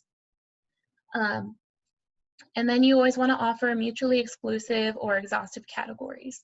So for mutually exclusive, that would be, it happens commonly with questions that are asking for the frequency, like giving a range of items. So for example, if we were asking income, we'd want to make sure that we're saying, you know, do you make between $0 to $10,000, $10,001 on up, like, you know, never overlapping those categories, because if you have 0 to 10,000 and 10,000 to 20,000, if someone makes 10,000, which category do they fall into? You know, they could answer either of them really. So we always want to make sure they're mutually exclusive. And exhaustive, just basically, are we putting in all the categories that are possible? Sometimes there's just so many categories that you can't list all of them. So in that scenario, you'd want to put maybe the most common categories and then put in an other, so they can put in anything else that could possibly be an option. That's how we typically treat those. So those are some general rules you should think about when you're writing your survey questions. And like we talked about earlier, some other things you should consider, is the same information already available somewhere else? We talked about that during the activity. Sometimes you can easily find information somewhere else. This reduces respondent burden by not having to ask them another question. And you can always add that into your data set at a later date. And then other things to think about is, you know, what survey mode am I using? We talked about how length of the survey can affect what mode you should use, you know, thinking about people breaking off. Also, if you're doing an interviewer mode, so, you know, maybe phone or in person, you'll want to think about avoiding really long questions. You know, in those instances, you just have the interviewer telling the respondent the question, and if it's really long, you know, they're probably going to have to repeat it several times, so the respondent is able to hear the whole thing and, you know, they understand it and everything like that. So we try to think about keeping those questions a little shorter. It makes it easier for the interviewer and respondent, since they're not able to look at it like on a web survey or a paper survey. And then what type of information is the question asking for? And then what kind of information do you want? So are you looking for a number? Are you looking for a frequency, an opinion, a level agreement? And is the question asking it the correct way to get you what you're actually looking for? So for example, I kind of mentioned this before, but if a question asks for a yes, no, is asking for a yes, no answer, but in all reality, what you really want to know is frequency, like how often, then you're going to have a problem on the back end when you're looking at your data. And this is a common issue that we find, and something that we have to clarify a lot with clients to make sure we're getting them the correct information. Hey, Kim, I have a Yeah. question about the getting information from other sources. So some of the stuff that I've done in the past is we've kind of overlaid like maybe census data or something like that. But how do you combine like another one of your surveys that you took 2 years ago with one that you're taking now? Because you don't know it's the same people necessarily. Can you still kind of use those on top of each other? That's going to be a little harder just because it is two different populations and it's two completely different data collections. What you really can only, I feel like, compare those two. Right. You could, I feel like really what this is looking for is, when talking about can you get the data somewhere else, is really like, do you have the information about the people you're currently targeting somewhere else? So like I was mentioning, like, can you get irrigation water usage for these particular wells somewhere else? Do you need to actually ask the people about it, or can you get it somewhere else? Okay. All right. So yeah, that's more. Or like for your project, like for your evaluation of backyard farmer, do you already know something about your population that you already have on your sample list that we can just add into the data set instead of having to ask them about it? Okay. Okay. So yeah, and it's hard to compare. It's hard to add information in from a separate data set because it's not really the same thing. You can't, it's really just comparing in that instance. Right. But what about like using census data? Right. In there, you're still like, it's getting kind of like the picture of Nebraska, Right. You're comparing it to the census data. Okay. Thank you. Yep. Okay. So let's take this little extra tidbits of information we learned and see if we need to change the survey questions that we thought about. So let's think about Chris's question that he posed of how willing to change a particular practice to prevent soil erosion, even if it has economic consequence. Are there any changes we can make to the survey question with these other things in mind? So take a couple minutes to think about it, and we can talk through it.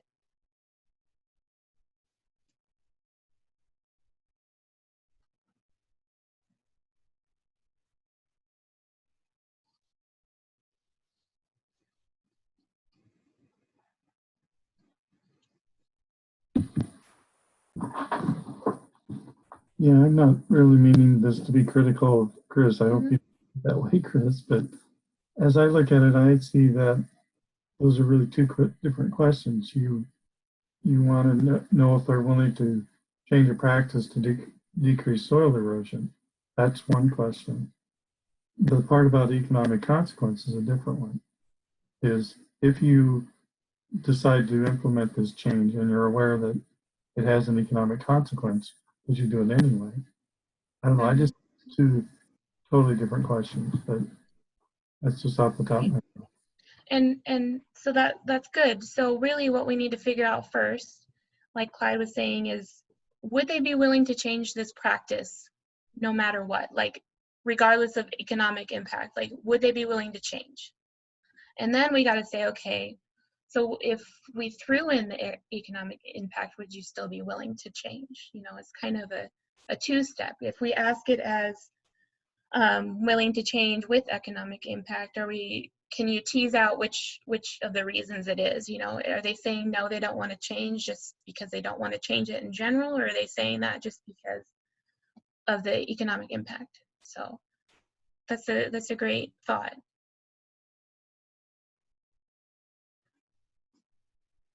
Any other thoughts or survey questions we could work through? It doesn't have to be related to this particular one. It could be just any question, like survey questions that you have with your own projects or ones you've had before. Kim, I have one that, and it's actually an example way back when a lot of pesticides were going through reclassification and re-registration. You know, if you did a survey then about, you know, have you reduced pesticide use in your operation or on your facility, you would get a positive answer. And I have to admit that there were a lot of us that took, you know, sort of took credit for that, because in our program we talk about IPM and minimizing pesticide use and risk and et cetera, et cetera. But the reality of it is that availability and the reduction in active ingredient with the newer products looked like the total end response was. But I'm concerned about sometimes there's a tendency to take credit for something that has a lot of peripheral influence other than simply the educational offering that you did. Right? Right.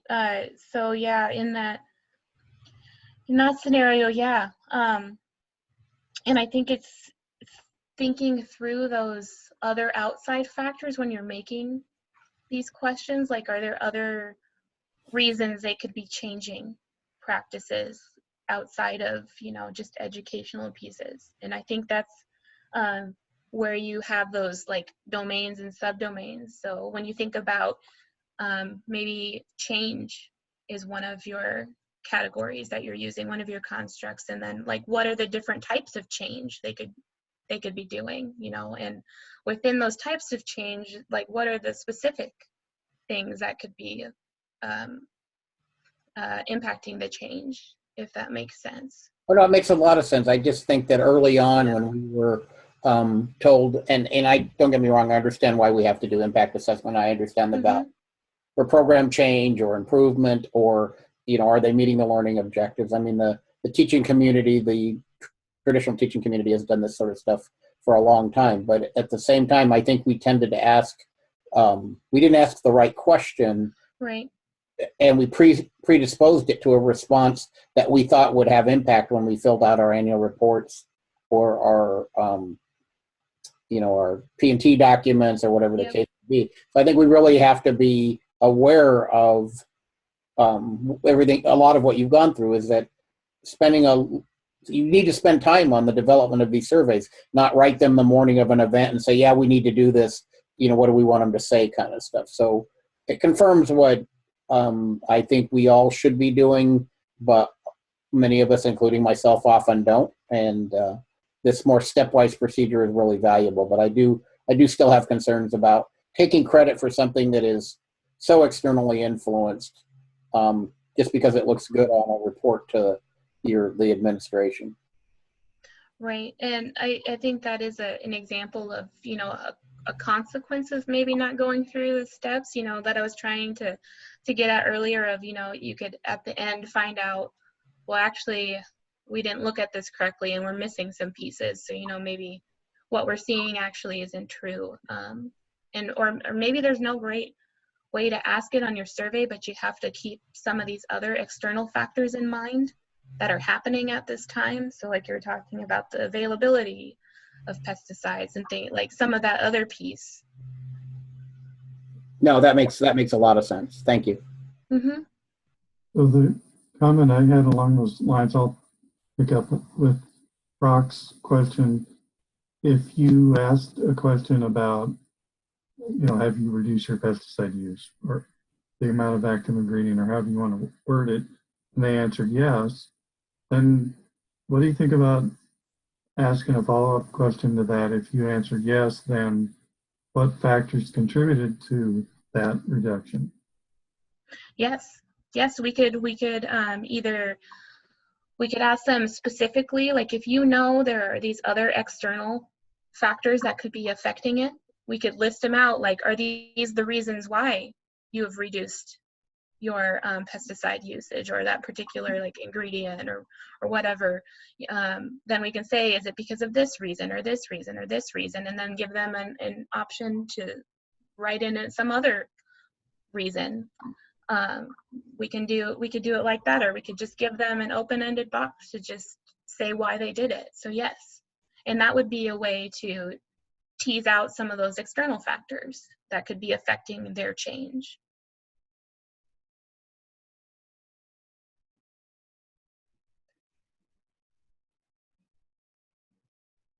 I'll say we do a lot of the, like, if they answered yes or no to a question, we'll do a lot of follow-ups about why. So like, if they didn't like something about a program, you know, well, why don't you? Or, you know, if you're making a change, well, why did you make that change? That's a lot of when I'm going through maybe questions or something like that from a client, that's a lot of the times comments that I'll have. I'll be like, do you want to know more about this particular area? Do you want to know why? You know, that's always, I feel like, a part that maybe gets missed. So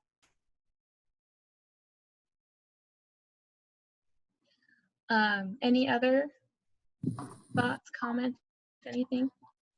So to follow that line of thinking, then, should you analyze before you ask those kind of questions? Am I going to be able to do anything with that information? Because Yes. that seems in the category of, you could easily get to the point where you've got all this really cool data, but it doesn't apply. Yes, that's a conversation. Yeah, that's a conversation I have a lot too. Like, I ask the clients, you know, like, do you need to know these things? It's more of a like, is this something you need to know, not just like, oh, cool, I want to know more about this, but I don't actually have a use for it. So yes, it's definitely a need to know, but you have to think about these things first to make sure you're asking everything that you need to be asking. But then there's a point to which you need to only ask what you need to ask. Don't just ask a question because you want to ask it, because all you're doing is putting more burden on the respondents who are, you know, taking their time to help you to do this. So, and really, you know, the longer the survey is, the more, you know, you're going to see break-offs and missing data and things like that. So that is, yes, definitely something to think about, and definitely something that I'll bring up with clients too.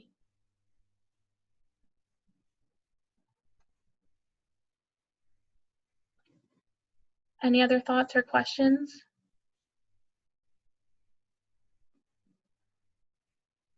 All of this is really like a balancing act, and as you can see, there's a lot of thought process that goes into writing good survey questions. And you know, there are many of us with degrees in this, so I know this is a very basic overview, and if you ever have questions or anything, please reach out. We're happy to help with these questions and, you know, help you work through it and think about these things. So this is what we do every day. So I'm going to do just maybe another like 10-minute break or so, come back at 3:26, and then we'll go through this last little section I have, and then we can be done for the day. And I'll have a little time for some additional Q&A too. Sound good, Rock and Terry? Excellent. Yes. Great. Yep. Segment. You are back recording. Great. Okay. So, oops, let me start here. So our last segment for this little 101 on surveys is going to be just a very, very quick overview on visual design. I'm not going to get into all the nitty-gritty details. Again, that could be a whole whole semester-long course. So what I'm going to focus on for this particular presentation is just going to be visual design, just an overview of some things to think about with self-administered surveys. So really this is just going to be thinking about paper and web surveys. So ones where they're doing it on their own. We're going to skip talking about interviewer administered surveys, so like phone, in-person kinds of surveys, because that'll be a little different, and you know, those just not as common. So we're not really going to focus on that, and we really honestly don't have time to go into that much detail. So we're just going to focus on this more the web paper, the most common visual design. So with that, this kind of goes with writing questions, but so now we want to think about, we have our questions. Now we want to think about question order. So we want to start with the most salient questions first. So these are just kind of the questions that get respondents into the survey, you know, opening up with some easy questions that are, you know, that go with the topic that you said the survey was going to be about. You know, get them interested in the survey, get them going into it, and then you can move into the rest of the questions. And we always would advise, unless there is a reason to, we would advise putting your sensitive questions towards the end of the survey. You know, if they're really important and you need them at the beginning, you can put them at the beginning, but again, sensitive questions are the ones where we tend to see break-offs because people don't want to answer them, so they'll just stop completing the survey. So we advise to put them at the end to make sure, you know, you capture as much data as you can, and if they're going to break off, at least they're, you know, breaking off at the end. So that's why we usually say, like, putting demographic questions can be sensitive, so we usually put those at the end unless we have a reason to put them at the beginning. One other thing to think about, you want to group questions with similar topics together. And then you want to keep in mind that previous questions can influence how respondents answer later questions. So like an example of this would be if you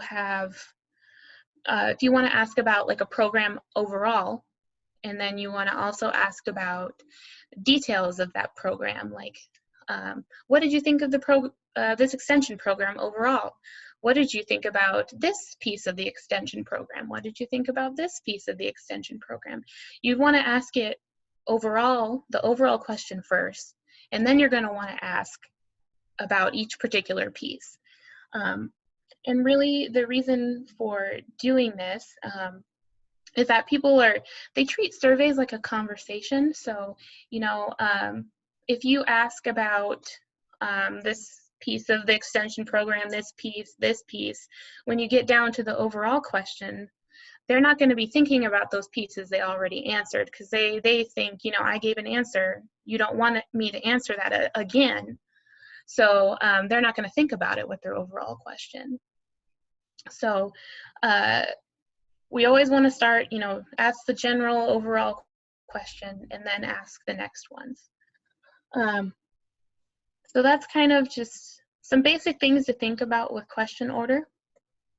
Then we want to talk about, so just the two basic things when you're designing your questionnaire.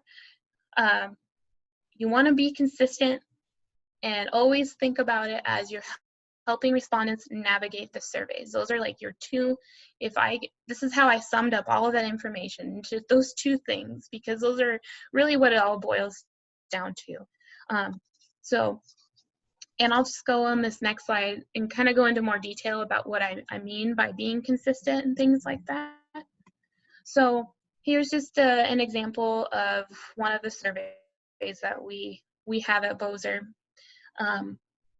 As you can see, you know, it looks pretty, but you know, there's a reason for the way that we do the things we do. So when I'm talking about consistency, on the previous slide, I'm really talking about consistency of like the visual properties in this instance. So the order, I'm talking about the alignment, the spacing, the color, and the font. So for order, we're starting with the question stem, then we have the answer options, and then we have some blank space. And then we continue that order all down the questionnaire and on to the next column. Like we keep that consistent order.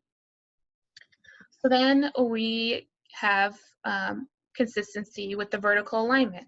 As you can see, all of the question numbers are aligned, all of the answer options and where the question stems are aligned. You keep that vertical order because you're sending a message to your respondents. You're saying, here's where the questions start, here's where the answer options start. You know, all of this is part of that conversation you're having with the respondents and helping them navigate it. So then we're looking at spacing. So as you'll see, like there's larger gaps in between each question, but then we have smaller gaps in between the stems and the answer option. Again, that's showing that visual grouping and showing like a visual message of how they can interpret the page. And then for color, so you'll see we use like a gray background. Again, that's grouping, again, showing here where the questions are. They're all in this gray background. And then we have these white answer option spaces, and then they understand that's where they can write in. So that's giving them this color is showing them how to navigate, again, giving them that information they need to know on how to complete the survey. Then we have, for font, as you can see, all of the question stems are bold, and then all of the answer options aren't bold. So again, it's sending that message. They understand that, you know, bolded means this is the question. Unbolded means these are the answer options or that I can choose from, or I write in that white answer option space. A couple things, oops, sorry, didn't mean to skip yet. A couple things to think about, you know, once you get all of these different meanings for all of your formatting established, don't change them. Don't, for example, don't suddenly bold answer options and unbold your question stem or something like that. You know, once you decide what your meanings are, keep them all the same, again, with that consistency. If bold means question stem, all of your question stems are bold. If your answer option, your open-ended spaces for people to write in are all white boxes, then keep them all white boxes. And I always reiterate remember that this is a conversation with your respondents and your, you know, really just helping make this easy for them and helping them navigate through it. And by doing this, you're gonna not only make it easier for them, but you're also gonna help minimize any like missing data from either people accidentally skipping questions because they didn't understand that was someplace they were supposed to answer a question, or maybe, you know, they get frustrated and they break off and they don't want to answer it anymore because it's just difficult. So these are all helping with those pieces. And I do want to note, like, so this particular example that I have here is really just for, this is paper, but we would replicate these same ideas when we do a web survey too. I just didn't include an example here, but it really is the same thing. We do the same kinds of thing when we program a web survey. And then just a few other things to think about. Kim, excuse me. Yeah, I'm going to interrupt you, sorry. So it seems like, you know, on SurveyMonkey or Qualtrics, there's this trend to like a single question per screen kind of thing, which I'm not a big fan of, but maybe that's intentional. But it seems that we spend a lot of time clicking to the next screen, and you know, and I know they have that status bar, but it just seems like those take way longer than they should. What's your opinion, or what's the instructional design learning stuff say about questions in an online survey? So for web surveys, and I will say web surveys are more my thing than paper surveys. I deal more with web surveys. One downfall of Qualtrics is that if you have any skip patterns, so say you, and when I say skip patterns, I mean like, say somebody answers yes to a question and you want only the people who answered yes to answer the follow-up question, that has to be on a separate screen, which I don't necessarily think it needs to be, but Qualtrics forces you to put it on the next screen. So some of that is just the program won't let you format it the way you want to, but I think it's fine to have more than one question on a screen. The things that I always say, you know, either when I'm helping others internally at Bozer program web surveys or, you know, talking through it with clients, is that I just recommend to, like, we would recommend to try to minimize scrolling, and then you can kind of group them by similar questions. So, you know, if you have a couple demographic questions, like here, maybe we have 12 and 13 on the same page, because those are the demographic questions, you know, in this example. We would maybe have those on one page together, and then we would turn the page and we would ask maybe about where they live. You know, we can group them together on pages. I just wouldn't go crazy with putting a whole bunch of questions on one page on a web survey, because then what you have to think about is, you know, you may be looking at it on a computer screen, but maybe they're filling it out on their phone, and you know, that might be a lot of scrolling for them, and it's easy to miss questions by doing that. So I think there's a balance, and if they make sense to go on the same page, then I would put them there. I just, you know, just minimizing that scrolling. But again, sometimes you have to work in the constraints of, you know, Qualtrics. If you have a skip pattern or something, it's going to make you put the next question on a separate page. Does that answer your question? Yes, it does. Thank you. Yeah. All right. Any other questions about designing on web or paper? The other things that I was going to quickly mention were things to avoid. So avoid visual clutter. And when I talk about that, I talk about that's kind of like the switching back and forth between all different styles and colors, and, you know, just keep it simple. You don't have to, it doesn't have to be anything fancy. Just keep it simple and be consistent. That's really what you need to do. And also, then there's so grid questions or matrices or whatever you want to call them. That's where you have your question stem and then a bunch of sub questions within there that they can answer. Try to minimize the amount of grid questions you use.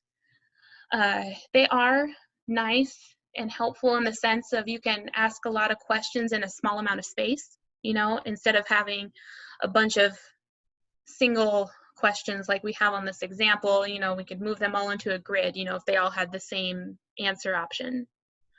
But sometimes grids aren't helpful in the sense that they are very, very complex and burdensome, and they really, they can be difficult for respondents if you have a bunch of them, and it can make the survey look very overwhelming and you might get break-offs. So that goes with that, trying to minimize the complexity of the survey. And then also with the avoiding clutter, it's minimizing a bunch of different elements. So maybe within your question stems, you do underlining and italicizing and all these different elements, and that really just, it brings in more confusion to the respondents than it does help them. So use things to emphasize what's important. So, you know, if on the screen you needed to underline something that's really important, then do it. You know, underline a word that's really important that they need to know in maybe one of these questions.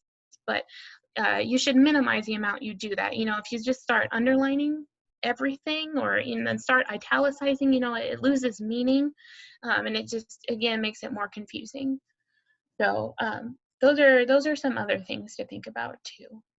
And so I'm like a few minutes early, but I'm kind of right on time of what I was hoping to be. So really next steps, you know, it's always really good to have an expert look at your questions or maybe your survey you designed.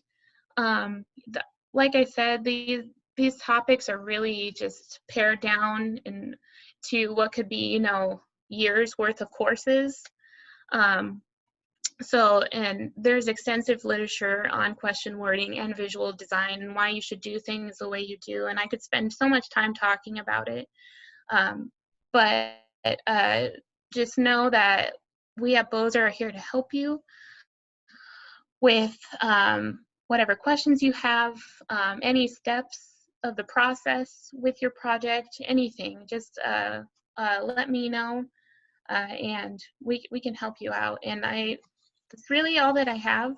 And I was hoping to do like 15 minutes of Q&A, have time for that, and it looks like we're right on track for that. So does anybody have any questions? Yeah, Kim, I'll start it off. So the, you know, obviously this is a for fee service for anything more extensive. But you mentioned early on there is, I don't know if it was a time thing, like you get 2 hours of free consult.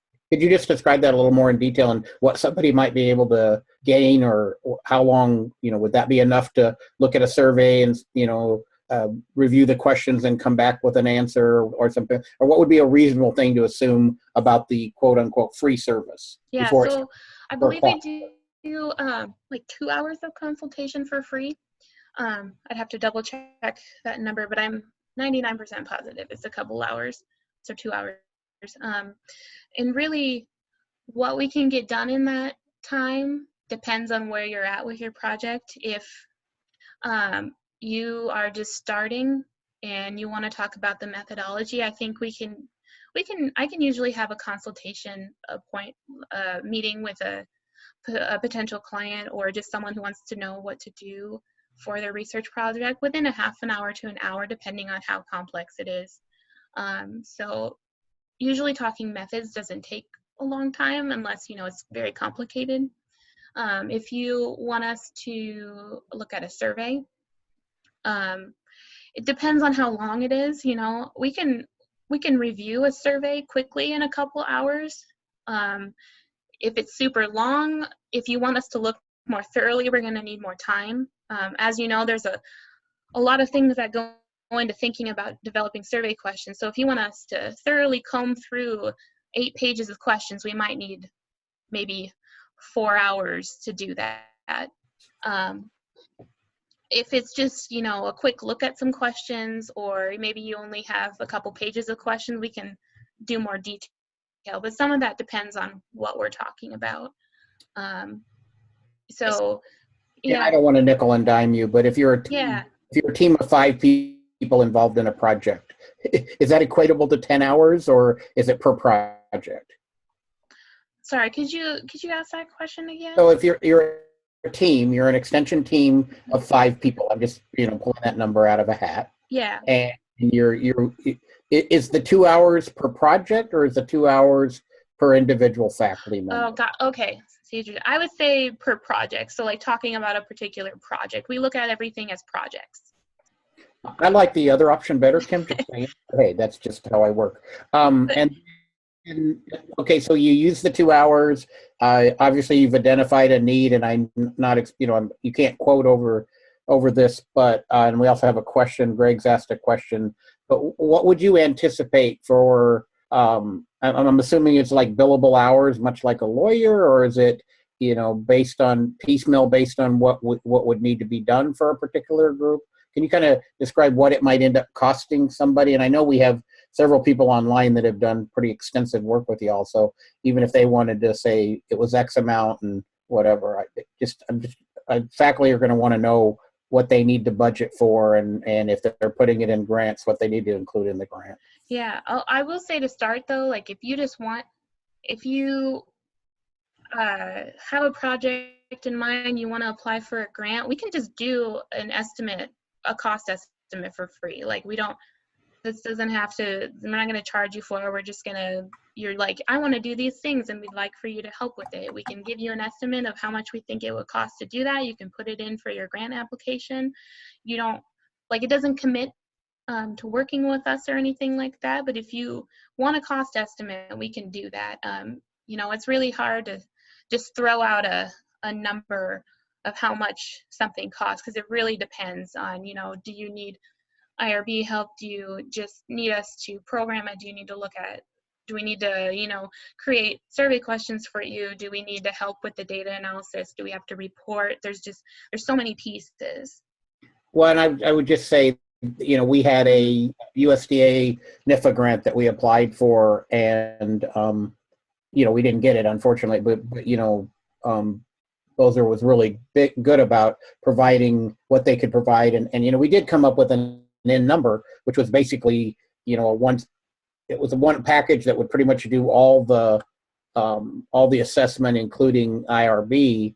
And I was where I wanted to go with this is that, I mean, it's not free, but it's also not as outrageously expensive as many people would think. I think for the 4-year project, it was about, you know, this is a fairly large grant with a lot of clients, but it was not an unreasonable fee to be charged for what you in return would get, plus the science. You know, we're all scientists, but we have different expertise. But I don't remember it being that big a deal financially. I mean, it was money, but it wasn't horrible. Yeah. You know, if I stopped, I wish I had offhand, you know, some numbers, but I would say, you know, a web survey with maybe a web survey with a report, and all of, you know, like helping with IRB, doing the questions, you know, programming the web survey, cleaning up the data and doing the report.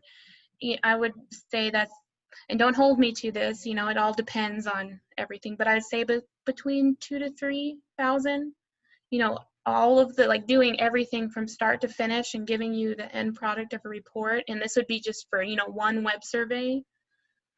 That's kind of what I think it would range in, the 2,000 to 3,000 range. And again, that could be more or less depending on, you know, what we all need to do. You know, if we cut the more than 10 grand, right? Even for a fairly in-depth across multiple surveys. I mean, it may not be. I know you can't hold to this, but I just want people not to be afraid, oh, I don't have any money, but it's, you know, you wouldn't do DNA extraction without the expertise or the lab. You know, totally different arena. I just want people not to be intimidated by the fact that this is a fee service kind of operation. Right. Yeah, oops. Okay, switched. Yeah, usually, you know, when we get over 10,000, we're talking bigger projects. Like I budgeted one for about 30 to 40,000, but that was like 3 different web surveys, focus groups, interviews, like extensive summary or extensive reporting, like IRB help, like, and that was all in there for like 30 to 40,000. So yeah, I feel like, yeah, it's not as scary as it sounds, this fee for service. Chris or Kim or Terry, do you want to comment on what you had done and willing to share the financials at all? The survey that we ran was back in 2015, and so I'm a little fuzzy on the exact amount, but it's right in the range that has been discussed. Right? It wasn't. I believe it was less than $5,000 altogether. But we took our mailing list from crop production clinics and did a post meeting survey via email, and I'm guessing we had 20 to 25 questions in total. And Bozer helped us develop the questions. They then sent the survey via email, a couple of follow-up emails, and then they compiled the responses into a report for us. And you think that was around the same ballpark, roughly the ballpark figure that Kim was talking about. Yeah, I want to say it was $3,000 to $4,000. Okay. Okay. I could dig up a better number if somebody wants to know. Well, if they want to know, they can track you down. Kim, I see you put your mic on. You want to comment, please? Just a sec. Let me pull it up because we just got the invoice, and they apologized all over the place for being a little over what they said they'd be, and it was a tiny little bit over, which was no big deal. A little over $2,000, and the hand holding it took, and the interesting way that some of our clients couldn't quite figure out how to answer the survey. It was, they probably earned, Bozer probably earned $1 an hour. So it was worth every dime. And I will say we haven't gone over budget yet, but I'm thinking will be a little bit, just because, you know, I will say that things happen that aren't anticipated, and I know we try to communicate it proactively, like we're seeing this happening, and you know, we're spending more time, so this might mean this will happen, and we can, you know, we can move forward with things, and you know, you cover the little bit of overage and let us keep going, or you know, at that point you can say, okay, well, we need to figure something else out because I don't have any additional funds. So we work with people on that too, and try to be proactive of saying what's happening with the project, because I can say that every single project is always unique, and there's usually something that comes up that we did not plan for. Yep, absolutely. And it, again, I liken it to some of the other industries that give a price, and a month later when the work is done, the price is double or triple without any heads up. And you guys didn't do that at all. And it's well worth the overage that had to happen, because how do you control that? So very affordable. Okay, thank you, Kim. I would comment also, this is Clyde. It hasn't been that many years ago, we did a IPM survey, and this group was actually willing to fit into what our available budget was that we had under the IPM grant. It was kind of after the fact, but it ended up being around 12,000 or something like that. But they did a huge amount of work and helped us write the questions and did all the data analysis and everything. Wrote a nice report. Great. Yeah, and if you have a particular budget in mind, you know, we can help you think through how to get done what you need to get done within that budget. Obviously, there's some things that they just cost what they cost, but a lot of times we can think of options, you know, to still get what you need while staying within cost restrictions.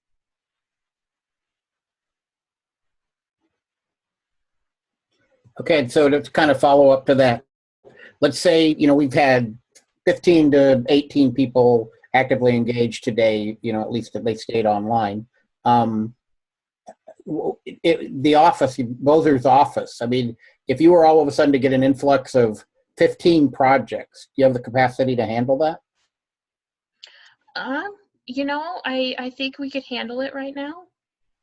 The only thing, I mean, it's a strange time right now with the university being shut down. So there would be some things you know, if anything is mail project related, we'd have to think through some of that. But we've been able to continue with things right now. But I would think we'd be able to handle, you know, an influx of 15, depending on the timelines and when things need to go out. So yes, I think we could handle it. But again, there's the caveat of it depends on what they all entail. But we could handle an influx of several projects right now. Yeah, and the reason I ask is I think that there is some funding above, you know, individuals on this call that might be made available, but I certainly wouldn't want to create an environment where, you know, everyone steps up right at the same time and expects something in, like, well, I think Kim mentioned it in her chat.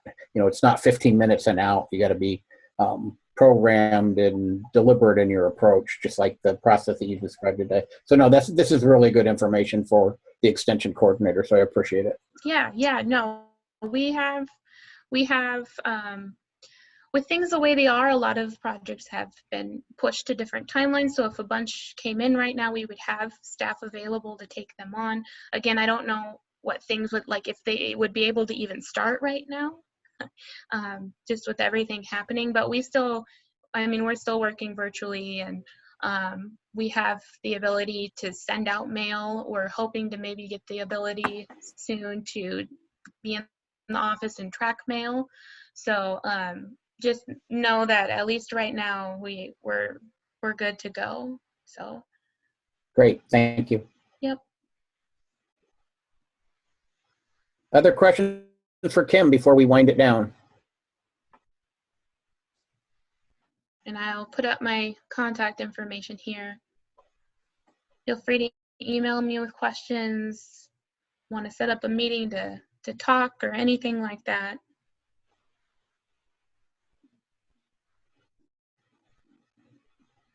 I think we're probably getting ready to shut down. Kim, I just want to thank you and Rachel. I know Rachel's already off, but a great help, and it's exactly what I believe we needed to hear, especially with some of our newer faculty. You realize we recorded it. There's another 8 to 10 faculty that, for whatever reason, couldn't be on, that will probably view it at a later date. So, and then I'm going to have a conversation with the department head and be back in touch for next steps.